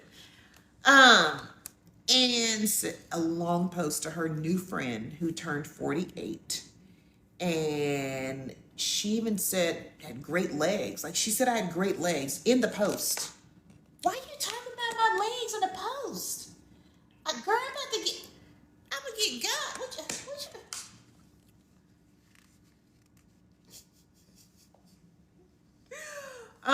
Anyway, so in that night, I was like, the energy is there. We definitely feel something, but neither of us, I mean, I wasn't thinking like, ooh, let's see what this is about. No, it was just, there's energy. We felt something. Like there was definitely chemistry and interest that night.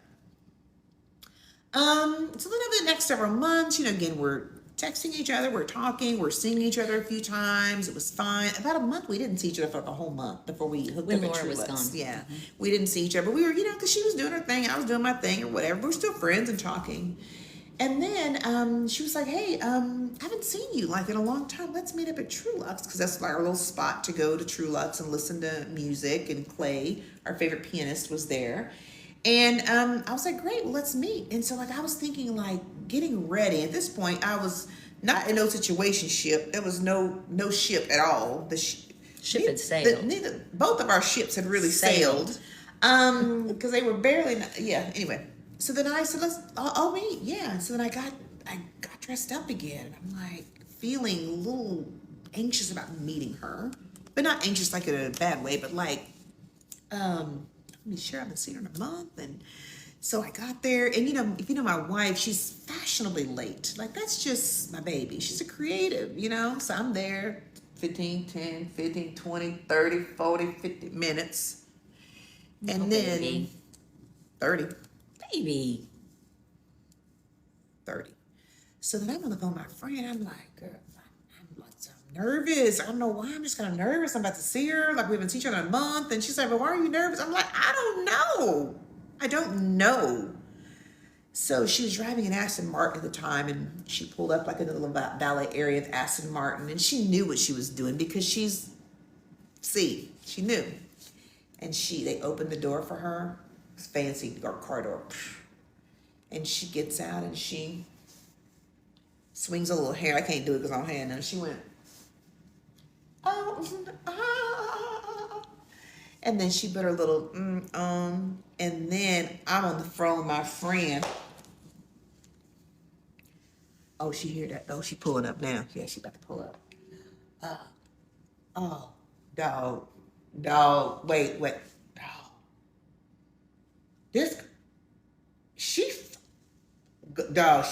Dog. And I said something about dog.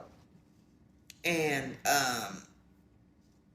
then she sauntered into this restaurant and we hugged, and it was like, oh, great, good to see you, yada, yada, yada, yada, whatever. But yeah, she had on leather pants, you guys. She just did it. She knew what she was doing. And here I am, just innocent, halo over my head, and see. And my story. I had a halo. She said I was stick in the mud. I didn't say that. Basically. Anyway. Measured. I think you said something else, though. You did? You said something like that. Yeah. Something else. Yeah. Anyway. So then we were hanging out, you guys. We were there. I mean, it was great. We had a great time listening to music, and people were just like coming up to us and saying, oh my God, y'all are so beautiful together. And we were like, girl, that's my friend. I mean, we were just perplexed as to why these people kept coming up to us saying, like, they were drawn to us, you guys. They literally just walk up and just start talking. We would walk to go to get a drink, go to the restroom, people would stop and talk. It was just it's never happened to me before when I've been with anyone, friend or otherwise. It's never happened to me like that. So it was really kind of fascinating because we just kept saying, oh no, we're just friends. It's my girl. We're nothing like that. But clearly they saw something that we didn't see at the time, of course. And so at that time it was like really, we were having a great time, and your girl's introvert battery was the battery was wearing down. I was about to like crash out. So I was like, oh my gosh, this has been so amazing. Thank you so much for hanging out. I'm going to go ahead and check out. My babies are at home. I got to go walk them. And it was like, we had been there like 3 or 4 hours. And I was like, okay, so that girl, that's enough time, child. My battery's dying, you know. And she said, oh, go walk the dogs and come back. Girl, I don't know who the hell she thinks she taught. You ain't running this. I'm going home to walk my dogs. And then I came back to the restaurant, and she was just sitting there drinking her little drink or whatever. And we hung out for another hour, and that was it. Like, we left that night. I was like, what a fun night. I told my friend, I'm like, it was so much fun. We had a great time. I was like, we just vibe. And she's like, I know y'all do. I'm like, no, we just vibe, you know? And that was then. That was like May, June, something around then. So we, again, started kicking back into gear, hanging out more, hanging out with Laura, which always made it uncomfortable because, like, we didn't know what was going on, but we know there was something. So when someone else was around, it just made it really uncomfortable. So anytime we would go to True Lux or go to Ocean Prime or wherever, like, we always had, Laura was with us. So it just made it uncomfortable because we were trying to figure out what the hell we were doing. One day we were at True Lux, and we were drinking tequila, ranch waters. I don't know, ranch water or something. And and we had a shot of tequila too. Show did. And she was like, oh, I really want some more tequila. And I was like, oh, yeah, okay, great. Well, let me just get the, our server to get you some. She's like, no, I want that tequila. Girl. Who the heck? What? When? Shit. So I took a little sip of my drink. I took a big sip of my drink. Gave the girl what she wanted. I gave her the tequila from here because she wanted it. And that was really like, then I was like, yeah, there's something more. Now, my wife said I was kind of a stick in the mud, a little conservative, a little measured, true. So it was like she was trying to bring it out of me in public, in front of people. Y'all, I've never even held hands with a girl in public. Like, I'm not PDA person. I've been gay my entire life, but I've never done that in public. This girl had me giving her tequila. I should have known you're my future wife, girl, because I'm giving you tequila in public. So we went to True Lux several times. We fell in love there. Like, it was very much just like getting to know, spending time talking, singing, enjoying each other's company. And then she said, we were getting our car to go home. And she was like, I want you to follow me. Girl, where are we going? TNC After Dark. 1,500 people. Baby, Baby, you have to tell them they have to get to 1 million before this story finishes. right now? They need to be tapping. Y'all need to be tapped before I tell you about when I followed her. Tap while I talk. No, babe, they need to get to 850 before I even say where we went, and then they got to get to million before we say. See, we can hear you. We tapping. She wanted y'all to hear her. What do y'all think? Double tap. I've not seen a money gun. I don't know how long. They can't do two things at once, I guess. We've not seen a money gun. Ain't been no tapping. Ain't been no hearts. Well, Karen, thank you for the heart. Betty, thank you for the roses. See, there's Bullfrog. Mary, your sister's over here just showing out. Jackie. Baby, we showing out. Yeah. Here we go. Here come the, see, Oh, Matt, they here come almost the money 850 that guns. quick. See? They See? know what to They do. know what to do. Look, Hey, girl. There we go. Ain't Here never comes some gonna money be. guns. we just had to That take a little girl pause. told me Yes, to they were- follow her car somewhere. Cutting up Corey, Amazing Kiki. Hey, Sharon. where did we go? Somebody Benita. tell me. Ariana. Francesca, music. Y'all.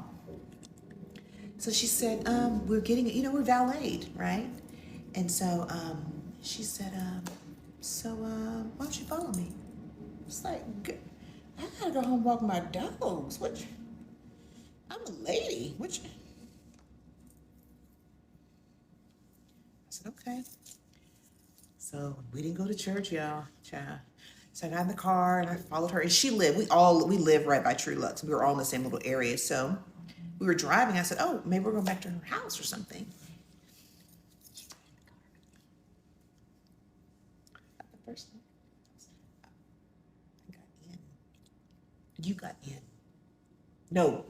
Yeah. Wait, the first time. Go ahead, it's your story. So I'm like, child, I'm going to follow her. So then she's like, I'm not going to pull into my place. We're going to just park here on the street. What are we going to do? And so then, of course, we're, two different cars. And she's like, get in my car. So I got in my car, I got in her car, and I clutched my pearls. And that was our first real kiss. That was our first real kiss in the car. And the second time we kissed, it was in my car.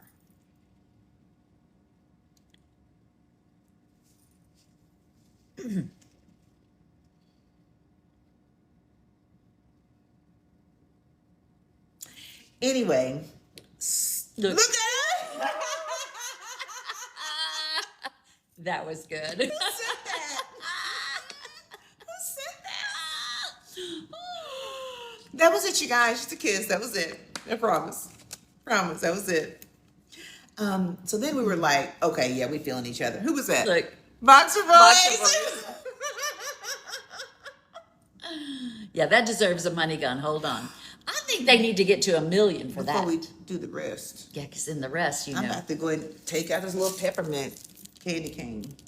New details. Amazing 'Cause Kiki, I got thank details you. for you. She said I can say whatever I want. Yeah, of course. My wife ain't nothing to be ashamed of, because she fine, I'm fine. We just was fine and together. Thank you, Giselle. Thank you, Giselle. Let's get 1 million. So Mommy, see, my fingers are tired. we're at 981. You got Yes. We don't have no. I got my money You gun. didn't even shoot it. What? I'm going to when we get to 1 million. Look, we're almost at 1 million. We're gonna tell our story every live, because that's all y'all want to hear. Baby. Get ready, baby. Look, TikTok. $9.90. Yay! Thank you. Hold on. I have more money. Thank you. Thank you. Hey, how fun was that, baby? Oh my God, it was so fast. I know, because when they tap, it's fast. We did it, Joe. Thank you, Mel. Here we go again. Hold on, Boxer, Let me put this other money in here. sweetie, minor things. Thank you. Then what? So y'all. So then, When they hit their next milestone, Wilson. I'll do it. Thank you, again. Wilson. Hey, girl. Wilson, I had my microphone tonight from last Christmas. Oh my God. So y'all. So then, like after the highest likes we've gotten, 2 million, 2.5 million likes Well, no, we had 5 million. with all the wedding renewal, vow renewal. Other than that, like on a regular live, maybe 2.5, 2.5. I think. Yeah, Yeah, it's at 5 million. yeah. Colleen Yeah, it was knows. 5. Yeah. Y'all. So then I was like, do it at 50 money guns. 50 money guns. We'll do it. We're at, What are we at? Someone has to tell us. I think 44. Okay. All right. So then, you guys, we were like, ooh, okay. Yeah, there's some here, right? Y'all, I mean, look. Hello. So, Hello. baby. So then, like, we knew it. We were feeling it. We were like, what the hell we gonna do? I don't know. Like, but we feeling this, right? So then we, hang out some more, and then it's almost time for her birthday. And her birthday was in August. She was turning 60, so a big birthday. And she didn't have anything planned. And I'm like, well, we got to have a party. We got to like do something. So Laura and I, another friend, we all got together and we're like, let's plan a party for her. So her 60th birthday, again, nobody knows anything because we don't know. We don't know. So at her birthday, I was helping kind of organize things, and she was like, hey, I don't want to talk at my party to thank everybody. Will you just do it for me?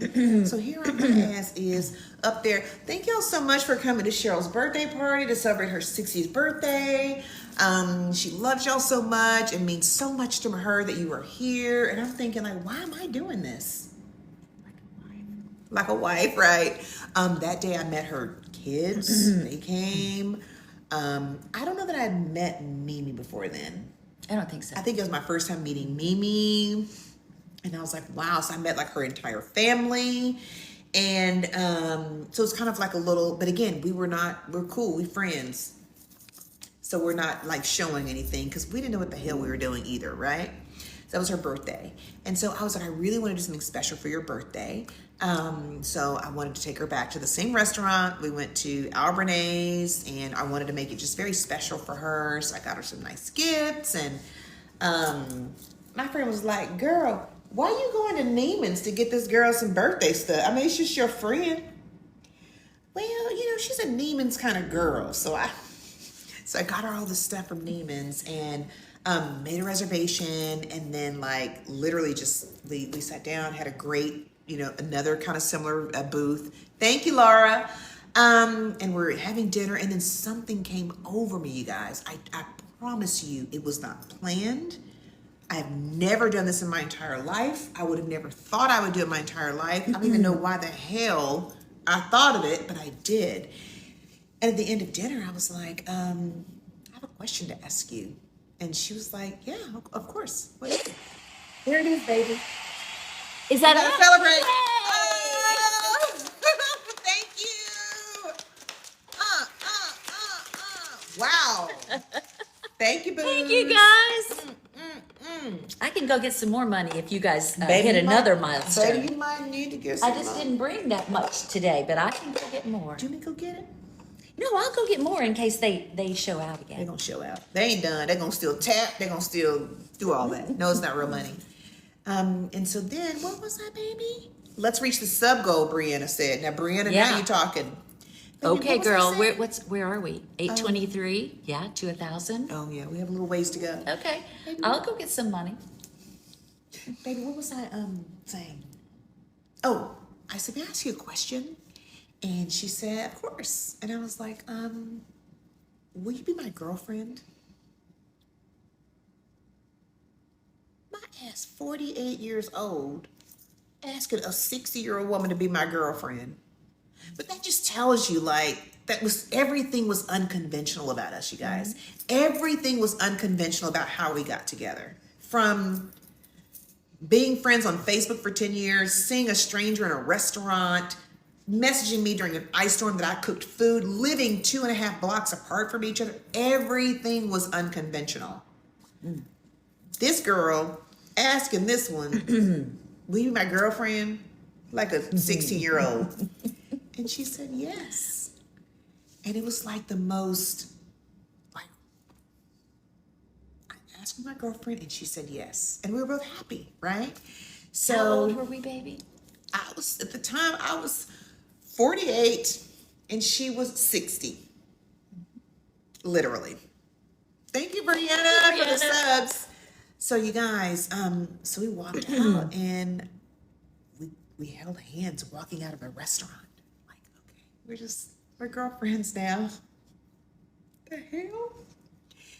And I think both of us in that moment was like, what the hell we're girlfriends now, right? Like she mine, I'm hers. And so that night, we didn't want the night to end. So we went to, it's called the Library Bar. And we went to go hear live music. We love live music. And so we went to go hear a singer and all this. It was like really close to where we were at the restaurant. So we stopped in, we walked in his girlfriend's, and her ex was there. And, somebody I hung out with was there too. Same place. And we're girlfriends now, right?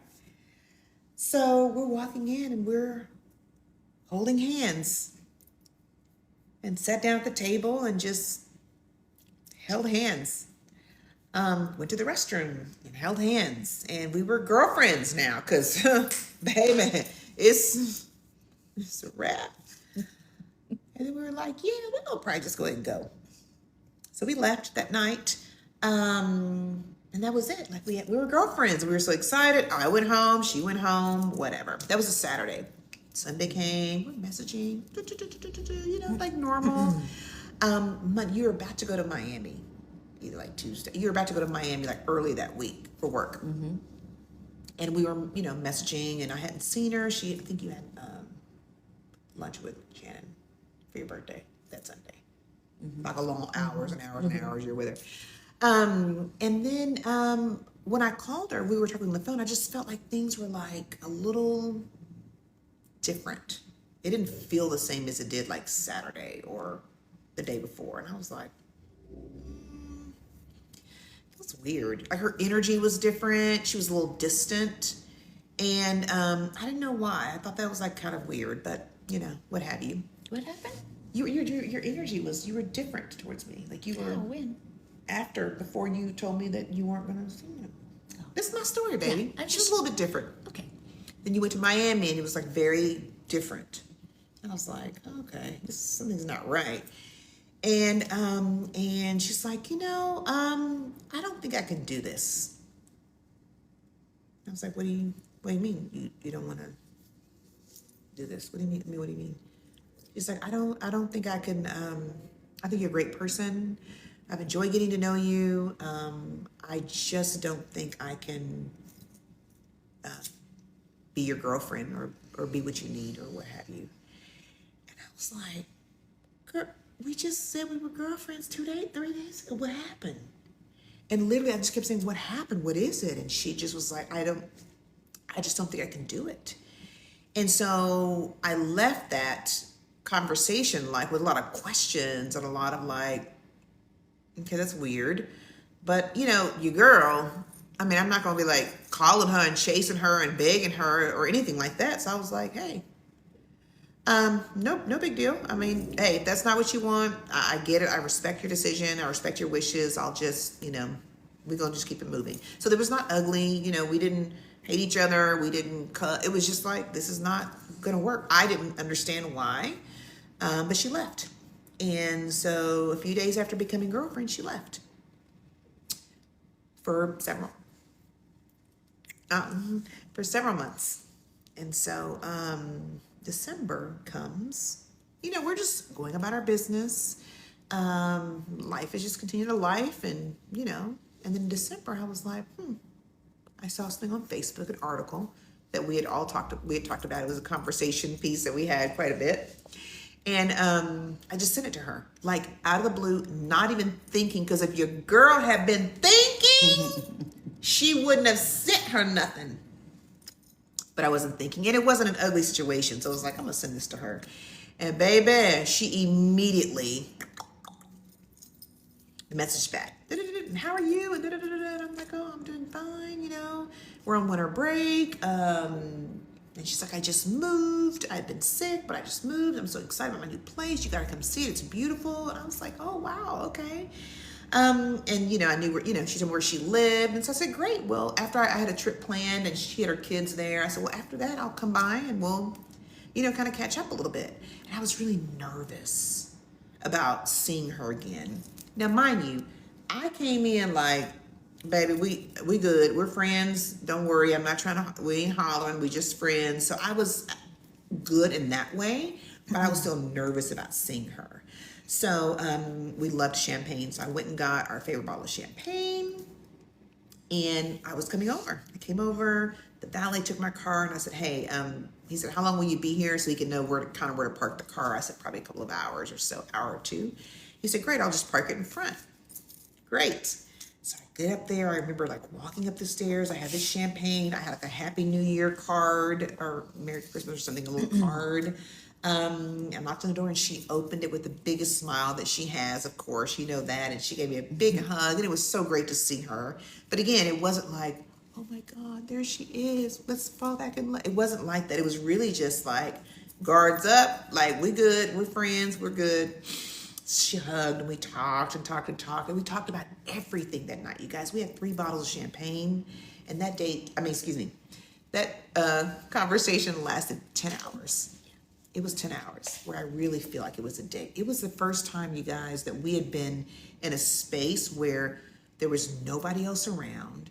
There was not Laura. There were no other people. There was not a restaurant. There was not this pianist. It was just us. And she talked about everything. She got everything off her chest as to why she did what she did. I listened to her. I shared how I felt. You know, and I respected her so much more because she really thought about it. She thought about, like, I know who Tracy is and what I know about her. She deserves someone who's going to, like, be able to give her everything. And if I can't, I don't even need to be here. And at that time, she was in this place in her life where, you know, her relationship with her mom was super, super important. She cared about what she thought. She had been in a relationship with a woman before, and her mom was not very excited about that. And she was afraid to kind of enter into that fray again. She had dated other girls before and was not sure if she could do this again. Like, that didn't work well, so maybe I don't want to try it again because I don't want to ruin our friendship, right? It's kind of what she was thinking. And I was over here like, girl, like, we can be friends. Like, we are friends. We're friends. We're friends. We are good. Like, that night, I was like, we're good. I'm good with your friendship. Like, I'm happy to have you in my life as my friend. All is good, right? And so she listened to me and how I felt. Now, you guys, we were not like, you know, in a 10-year relationship where we were just devastated. But I missed her and she missed me. We thought about each other. And we were like, what if? Like, what if we had kept going and where would we be now, you know? So we just talked, and then I did tea things. Like, I turned on country music and I started singing to her, and I asked her to 2-step with me, and we went out on the balcony and on the 21st floor, and we were 2-stepping on the balcony and taking selfies, and we just had the best time. And I went into her restroom. I remember I didn't even tell you this. I went into her restroom and she had this soap. And it's molten brown soap. It's pink peppercorn. And to this day, it is my favorite soap because it was a soap that was in her bathroom the day that we reconnected. And I remember every time I smell that soap, it's like, it reminds me of just like our rekindling. And one of T's and C's favorite things is the molten brown pink peppercorn soap. So if you're a subscriber, like, know that it's one of our favorite things. And so I remember going to the restroom and just the soap, and I was like, it just reminds me of you today. It's in my bathroom. It's in the guest bathroom. It's because it reminds me of that time. I don't know if you knew that. I've not talked to you about that, but anyway. So, oh, that's true. I forgot about that. She just reminded me. So that night I told her, I love the way that soap smells, and she gave it to me. Child. I should have known then I was going to marry her. Baby, you didn't say that. The soap. I don't know.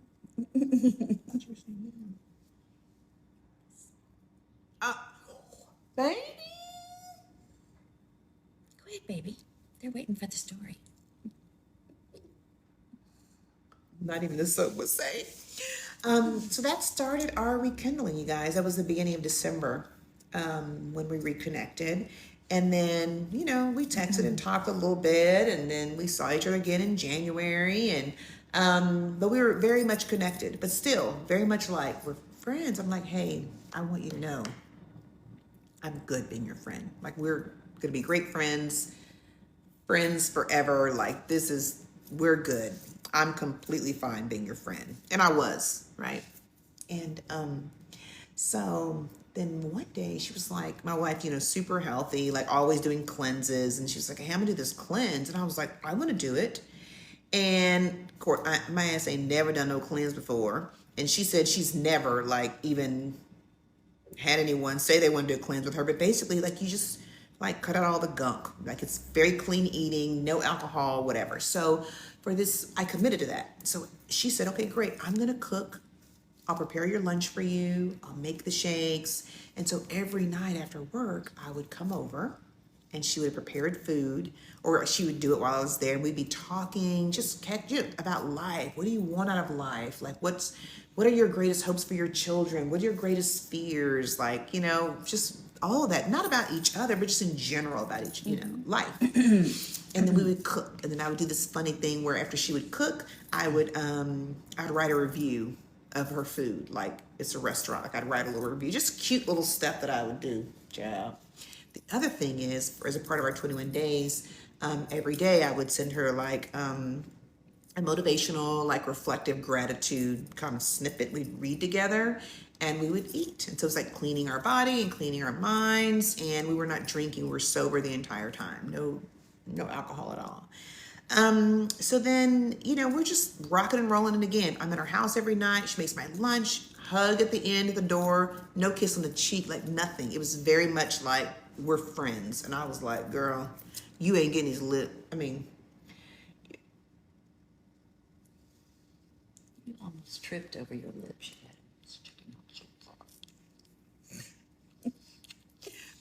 so, hush. Anyway, y'all. So then, about, I don't know, day, halfway through, we're at the tape. We're in the kitchen. And we sat across, like she was in the kitchen preparing food, and I sat in the bar stool across. So we didn't even sit by each other, you guys. It was very friends. I was like, listen, I want you to know that I'm so appreciative of this time we've had together. I feel so good about, our friendship and, how important it is. And she's like, listen, wait a minute. Like, listen, I'm gonna need you to stop saying that we're just friends. We need to unpack that, and we need to unpack it now. Because we've never been just friends. My friends don't look at me the way you look at me. And I don't look at my friends the way I look at you. So let's be real with each other. We were never just friends. And I was like, whew, that felt so good for me to say, girl, I've always been in love with your ass. But I cried when I said it. I've always been in love with you. Always been in love with you. And she's like, and I've always been in love with you. And like in that moment, you guys, it just felt like this release of just like, I don't have to like worry about, if we're friends or how she feels or how I feel or be careful doing this or be careful doing that, It just felt like freeing when we both said it. And that night when I left her apartment, I thought like, okay, I left with a different kind of pep in my step. Because this girl told me that she loves me and I love her. And that night we kissed on the cheek. That was it. Even then, that was it. Yes, I left for real. Y'all, there was no hate. We didn't do any of that for real. I missed the whole part of the story. You coming over to the house and stuff. I missed all that. Go ahead. It's all right. And then we kissed on the cheek, and then I left, and I got home, and it was like, and she texted, "Are you home?" And I'm home, and I'm like, "Love you." Like we said it then because we could say it. And that felt really good. So that night, I didn't know, but she called. Well, the next day. She called her friend of 40 years, who we call Jeweler Joe's, my friend too now, our friend, and said, like, I need a ring. And he was like, what? And she's like, I need a ring. And he's like, okay, so who is this person? Her name is Tracy. Baby, he about passed out. Her name is Tracy. And he was like, okay. And she was like, I want something fucking fabulous. And she likes bands, but I want you to bling it out. And so he did. Now I didn't know any of this. We're just rocking and rolling. Like we're in this new space of like, okay, we admitted we love each other. Now what's gonna happen, right? So I keep coming over. We're having our dinners, and she's like, hey, casually, what are you doing for Valentine's Day? And I was like, I mean, nothing really, just kind of hanging out or whatever, nothing. And she's like, why don't you come over? I think we should do something Valentine's Day. I'm like, okay. Are you asking me to be your Valentine? Well, I'm not saying all that. I'm just saying, come over to the house. Okay. So then I was like counting down. Is it Valentine's Day yet? Is it Valentine's Day? Oh my God. And that moment, you guys, it was about a 10-day period. I was like, I think I'm going to marry her. I'm going to ask her to marry me. Now, for context, y'all need to know something. Your Auntie T, ain't never, ever thought about marrying nobody. I'm not doing that. No. For that to even come out of my mouth was weird for me even to think it. And I kind of started softly looking for a ring. Now, I didn't know when I was going to propose. I just knew that I was going to. So I kind of softly started looking at a ring in February. So fast forward a few days before Valentine's Day, I'm like, hey, I need to know what I'm wearing. How am I going to, what are we going to do? Are we leaving the house? Is it going to be in your house? I don't know. And she's like, I mean, just, I want you to put on something that makes you feel the most beautiful and sexy, more than you've ever felt. Okay. So girl got me a little Fashion Nova dress. Child got me a little Fashion Nova dress. Fashion Nova fits. So I put it on, and I've been losing a little weight too because I had done a little cleanse. So that dress ate.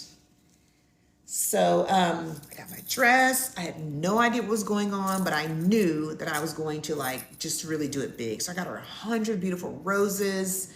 I got her, gifts. I got her, jar full of affirmations. I knew she liked affirmations, so I wrote all these affirmations about her. I put them in a jar, just other little trinkets or what have you. I pulled up. I got the little grocery cart downstairs because couldn't carry everything, and I'm pulling up to I'm walking into getting off the elevator, and she's standing right there, and I'm like, why is she standing here? It's kind of weird, right? And then she's filming me. It's like, okay. And so then I'm walking towards her, and girl, I look good. Okay, we look good. Both of us look good, but I was really trying to show out then because I'm like, whatever. I'm showing out, baby. So then we kiss or whatever, and then I start walking towards the door, and she opens the door, and I heard Fever playing on the piano. And I'm gonna tell you this, I immediately knew it was Clay. He had been our pianist. We've been seeing him for a long time, and I was like, Clay's here. She surprised me and has Clay here. So I walked in, boom, rose petals all on the floor. Rose petals everywhere, in the toilet, in the bathtub, in the sinks, on the bed, everywhere.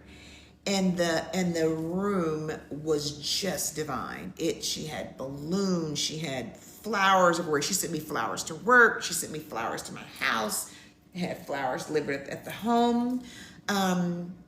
And it was just all these beautiful bar top tables, we call them bistro tables or whatever, tables with all these beautiful decor. And I just walked in and I was like, oh my God, this is amazingly beautiful. And I was just so blown away. Here were the roses, and we just started having champagne and listened to Clay. Now mind you, it's just the two of us. He's playing for us, and we're the audience. And so we're just singing and kissing and just loving each other and just really enjoying this moment together.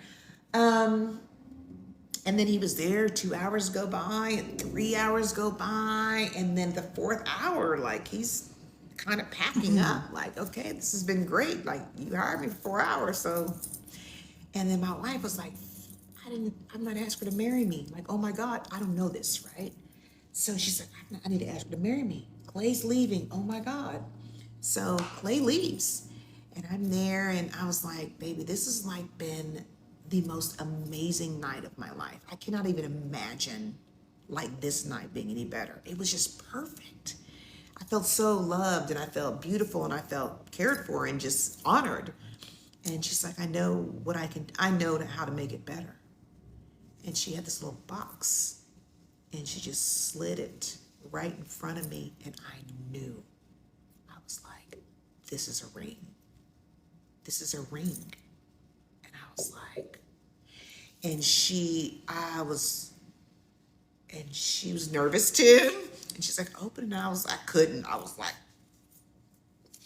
so then I opened the box and saw this beautiful ring. It does not do justice right here on this camera.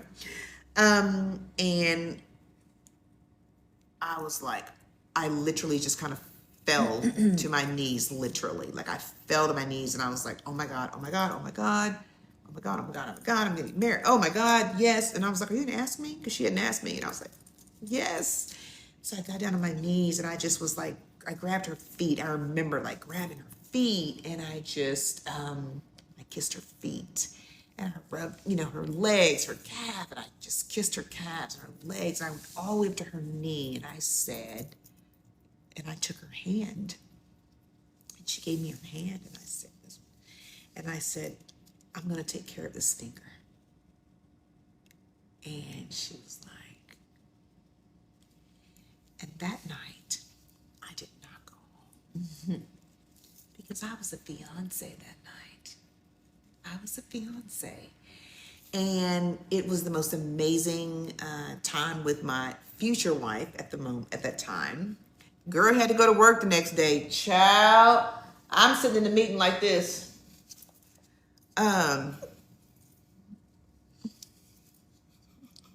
Really did. I texted baby, I'm like, fiance, because I'm sleepy. Baby, no, you ain't gotta say all that. I ain't say all that. Why you adding to my story? Child, I text my fiance, I'm like, fiance, I'm sleepy. I was sleepy. Anyway, that was the start of our engagement. And then, I told you I had been looking like softly. And then once that girl proposed, I'm like, I'm about to. So we had a date that was Monday, Valentine's Day. We had a date on Wednesday. And we were going to Trulux. That's what we always did, to Trulux. And I was like, baby, let's go to Trulux, like celebrate our engagement, etc. Clay's playing. Great. I called Clay and I said, Clay, I need you to play a song for me, because when I give you the head nod, I need you to play All My Life, the All My Life John Legend kind of combo, because I'm going to propose to C. And he was like, but she already proposed to you. I was there, like, you're already engaged. I'm like, no, but she also needs to be proposed to, right? It's not just about her choosing me. I want her to know that I choose her too. So he was like, okay. So everyone at the bar, in the bar area, like the bartenders, the manager, a lot of the folks that were in there, because I got there early, I set up this huge bag with a bunch of bags, little bags in between, and with lots of tissue paper. So she had to like get to the very bottom to get this ring. And so we're sitting there with champagne. I had a card for her. I mean, I'm showing my ring because I'm engaged, and I just, to Clay, I was like, and then he started playing the song. And then I said, baby, open your gift. I made it real like, just open your gift. And she's like, okay. And then she's having the best time. You guys see the video, you guys, like just paper everywhere. And then she's like, baby, what is this? And like, love, what is this? And then she saw this box and she was like,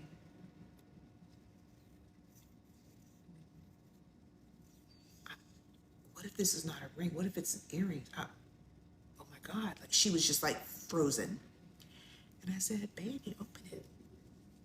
Open it. And she opened it and just like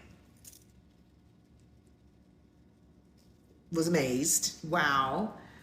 So I put the ring on her finger, and then Clay was like, are you going to say yes? And she's like, yes. And so that was the night that we were doubly engaged. On February 16th was the day.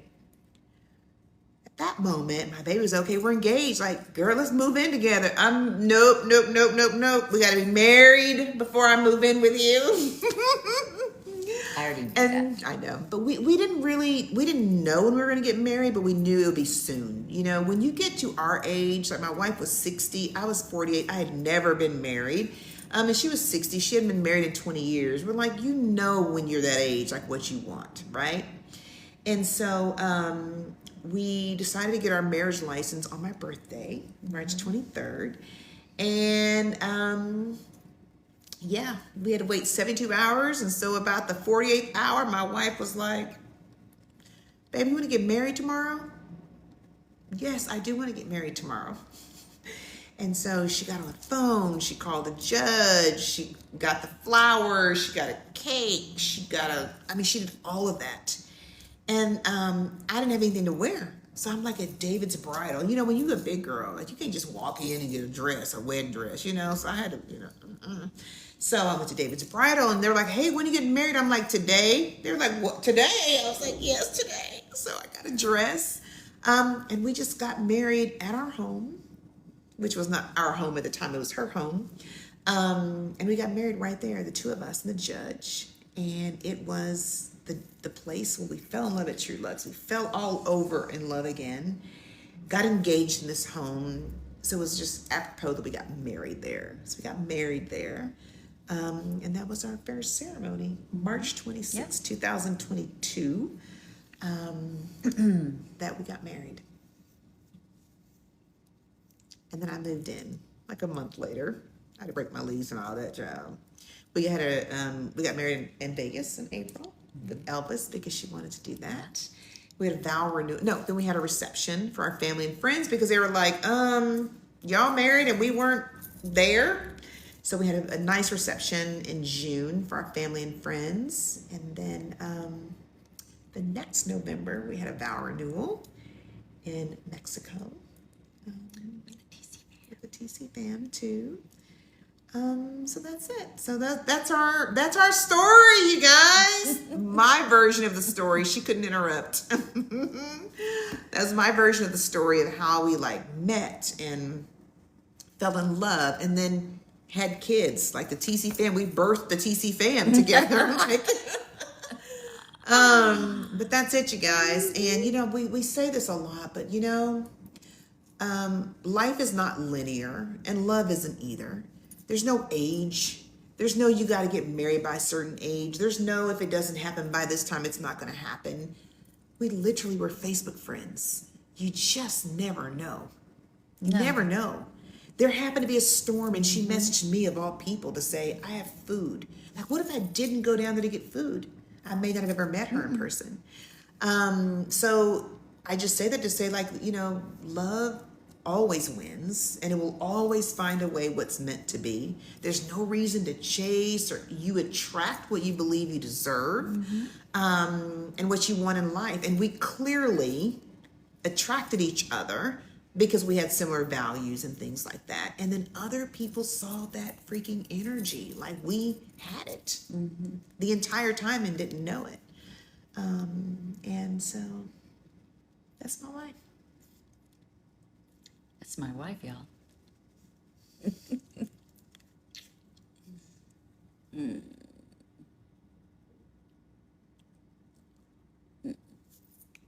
you know, you guys, y'all, we give you a hard time about wanting to hear the story all the time, but when we tell the story and we relive it, we relive that, and it makes us all like, you know, nostalgic because,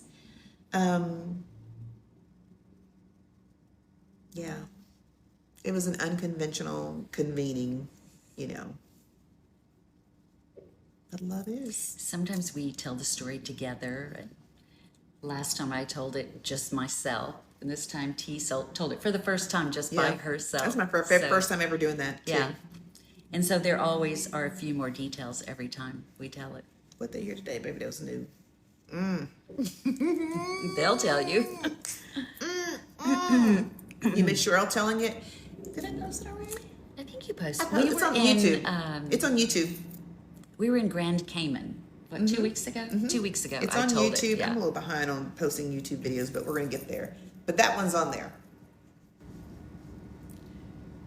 Yeah, you got all the details. Oh, yes, her mother's around. Oh, absolutely, Mimi. Yeah, she was from the very beginning, was like super supportive, loving, great towards me. Her kids are great, a lot of love, very much a part of the family. And she is mine too. Like, I don't have my parents or kids, but my siblings all know her and love her. We miss you, Christian. Good to see you. Hey, Christian. Aww. No, we are your biggest fan. What are you talking about? We miss you. We love you. Come see us. Let's go to LA in the spring. I know. We're gonna come to we're coming to West Hollywood, Christian. Mm-hmm. We're gonna hang out with you. What else? That's it, y'all. Thank you, Keelan. Yes, my wife has 3 children. I have 3 bonus children. They're grown. They're grown, Yeah. They're all we just waiting on almost some 30. grandkids, Yeah. but I don't know. I know. That's why we have all you guys, because I don't think my kids are going to have kids. I know. How'd y'all start social media? I just randomly posted a video of us one day on my personal TikTok page. Now it's Tracy and Cheryl, but I posted a video and it went super viral. And then since then, we've been posting and just, making connections. They said Christian TC Fam loves you. TC Fam loves you, Christian. I love that. Aw. Manifest those grandchildren. I know. I know. Yeah, but after we went viral the first time, T looked at me and she said, "Are you ready?" And I said, "Yeah." I didn't know what it was going to look like, but I knew I was ready. And I had been sick 6 weeks before that, and so I did a lot of. We did a lot of growing and healing, like right in front of you guys, over this last year and a half. Yeah, we've grown a lot too. Yeah. Our relationship too. So, yeah. Y'all, if you're here on this live and you're finding us for the first time, make sure you follow us on Instagram and YouTube as well, because we don't know about TikTok after next month. So make sure you're following us on all of our other platforms. We also have Facebook and Threads as well.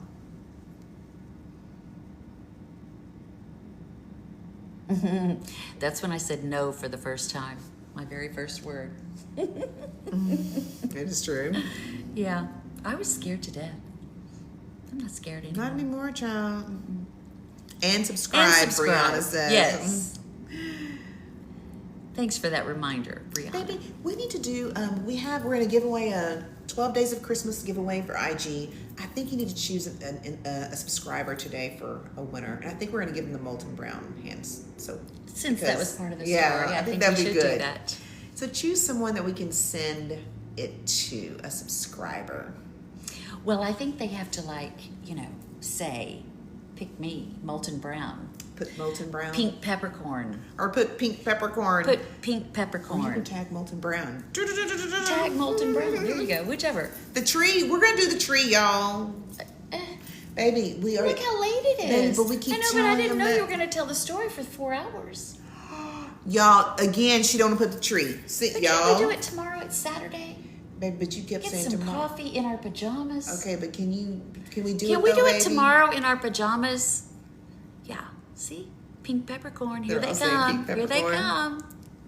You have to be a subscriber, They're guys. saying yes. No. It wasn't 4 hours. Yes. Tomorrow's fine. See? It's just so late now. What are you gonna eat? I don't know. We have to pick the pink peppercorn first. Okay. Yeah. Yvonne said yes tomorrow. Thank you, Yvonne. Thank you. Okay. So there's lots of pink peppercorns. Okay, so what I'm gonna do, you guys keep pink peppercorning, and I'm gonna close my eyes, and you're gonna tell me who because I don't know. I don't want gonna to just be. tell you to I don't stop. want to be like And I'm not So gonna look either. okay, I'm gonna put my thumb. Ready? And then you're Okay. gonna have to look. 1, 2, 3. Look. Stop. Corny Aspen. Whoop. That's where I was. All right, Corny Aspen. Do one Corny more, baby. Aspen. Do one more, okay, baby. one more pink Yeah. peppercorn? Yeah. Okay, ready? One more. Here we go. Keep Corny doing Aspen, it. 12 Days of Christmas winner. Okay. Oop, Don't it turns look. the thingy. Sarah hold on. Vieira? I know it's Sarah, but I don't know how to say your last name. 1 second. Sarah Vieira. Vieira. Congratulations. Yep. Now, you guys, if you just won, go to the link in our bio to our subscriber giveaway and put in your address, your address so we can send Yeah. it to you. And we'll do that tomorrow. Now, if you're a subscriber, we're doing the 12 days of Christmas between now and Christmas Day. We're giving away all of our favorite things. We're doing it on IG as well. We have an IG winner also that we're going to announce after this live, and 2 from TikTok. And every time we go live, we're gonna do a TC Fam subscriber giveaway, one of TNC's favorite things For 12 days. For 12 days. Yeah. So you better subscribe. We love y'all, and we appreciate you all subscribing and supporting us as well. Like it means a lot to us. It really does. Yeah. Yeah. We So, appreciate the support. All right. So when's the next live? Well, tomorrow, according to my wife. Well, tomorrow we have to do the tree. We're doing the tree tomorrow. We have bingo tomorrow too, baby. That's all I'm telling you. We have Oh, we do? subscriber bingo tomorrow. Oh, If you're a subscriber, and you should have gotten an email if you signed up. So we Christmas have tree after bingo. Okay. We can do that. I think it's like at 3 or something. Yeah, I think it's 3 o'clock. Yeah, we can do that. No, today we're not wearing the same shade, but we normally Close. wear the same shade. Yeah. Because her under shade is different than mine. What do you mean? Your under shade. Your lips. What's that undershade? The shade underneath the lipstick is different.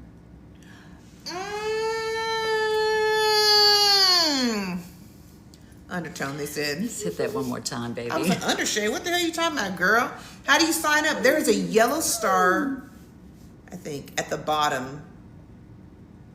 Yellow star at the bottom of the screen that you can sign up to be a subscriber. It says subscribe, yeah. Hush. So it's funny because this one has a little bit more brown in it than the one T has on. It's a very like cherry red. And because her lips are a little bit darker, it kind of really does look the same. It does. Yeah. Baby, we're going to do a video when this live is Bottom over. left. Baby, the video Yes. that I wanted to do before the live. Yes. We're going to do it when this live is Okay. over. Okay. Y'all watch, because I think you're going to like it. She doesn't even know what it's going to be yet.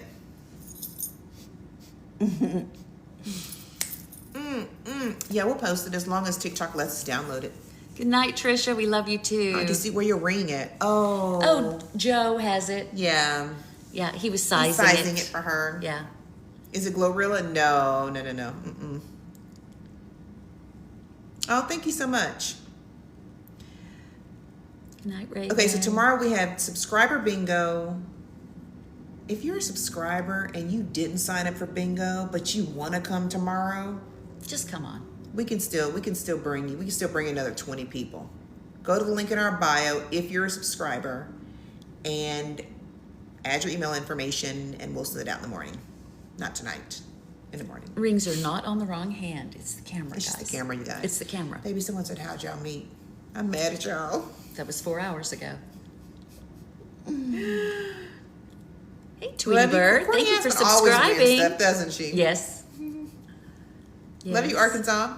Night, poops. Good night, Mame. Go back to work, Twan Good night, Dog. Twan Dog. Love You'll you. be getting in trouble at the workhouse. Good night, Yvonne. I'm mad at y'all. Should be on a shirt. Yeah, we could do that. Good night, Niecy. Hey, Jackie, love you. Congratulations, Sarah, again, and Courtney Aspen, our subscriber winners. 12 Days of Christmas. Good night, Jan. Chris. Gio. Good night, Gio. Danica. Amanda. Sincerely, Steph. Kiera. Kinsey, thank you for subscribing. Karen.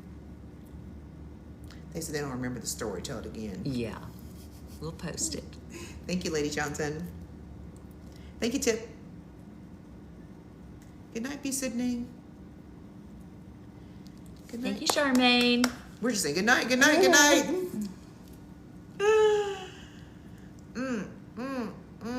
Good night, everyone. We love you. Thanks for hanging out with us. See y'all and tomorrow. listening to our story for the 11th time.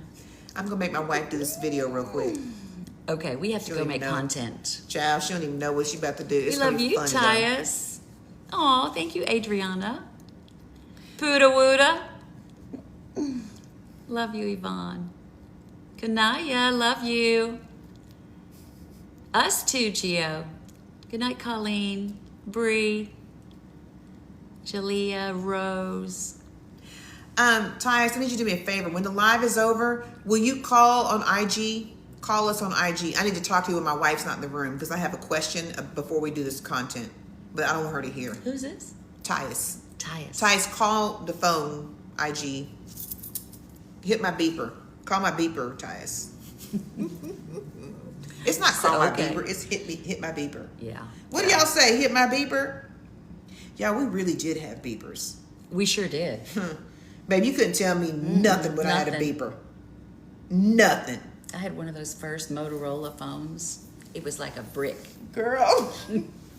Baby, what happened when you got a beeper? I'd be like this. Let me see who. I'm gonna side my jeans like, oh, okay, I'll call you back. Yeah, okay. They couldn't hear you though. I know. What's a beeper? Good night in Lithuania.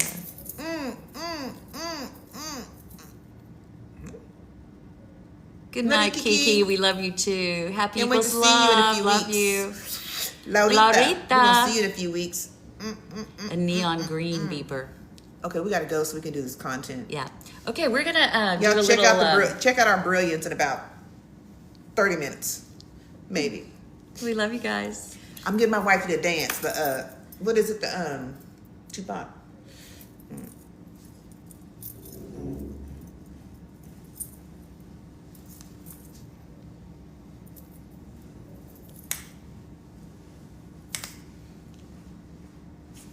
Yeah, that song.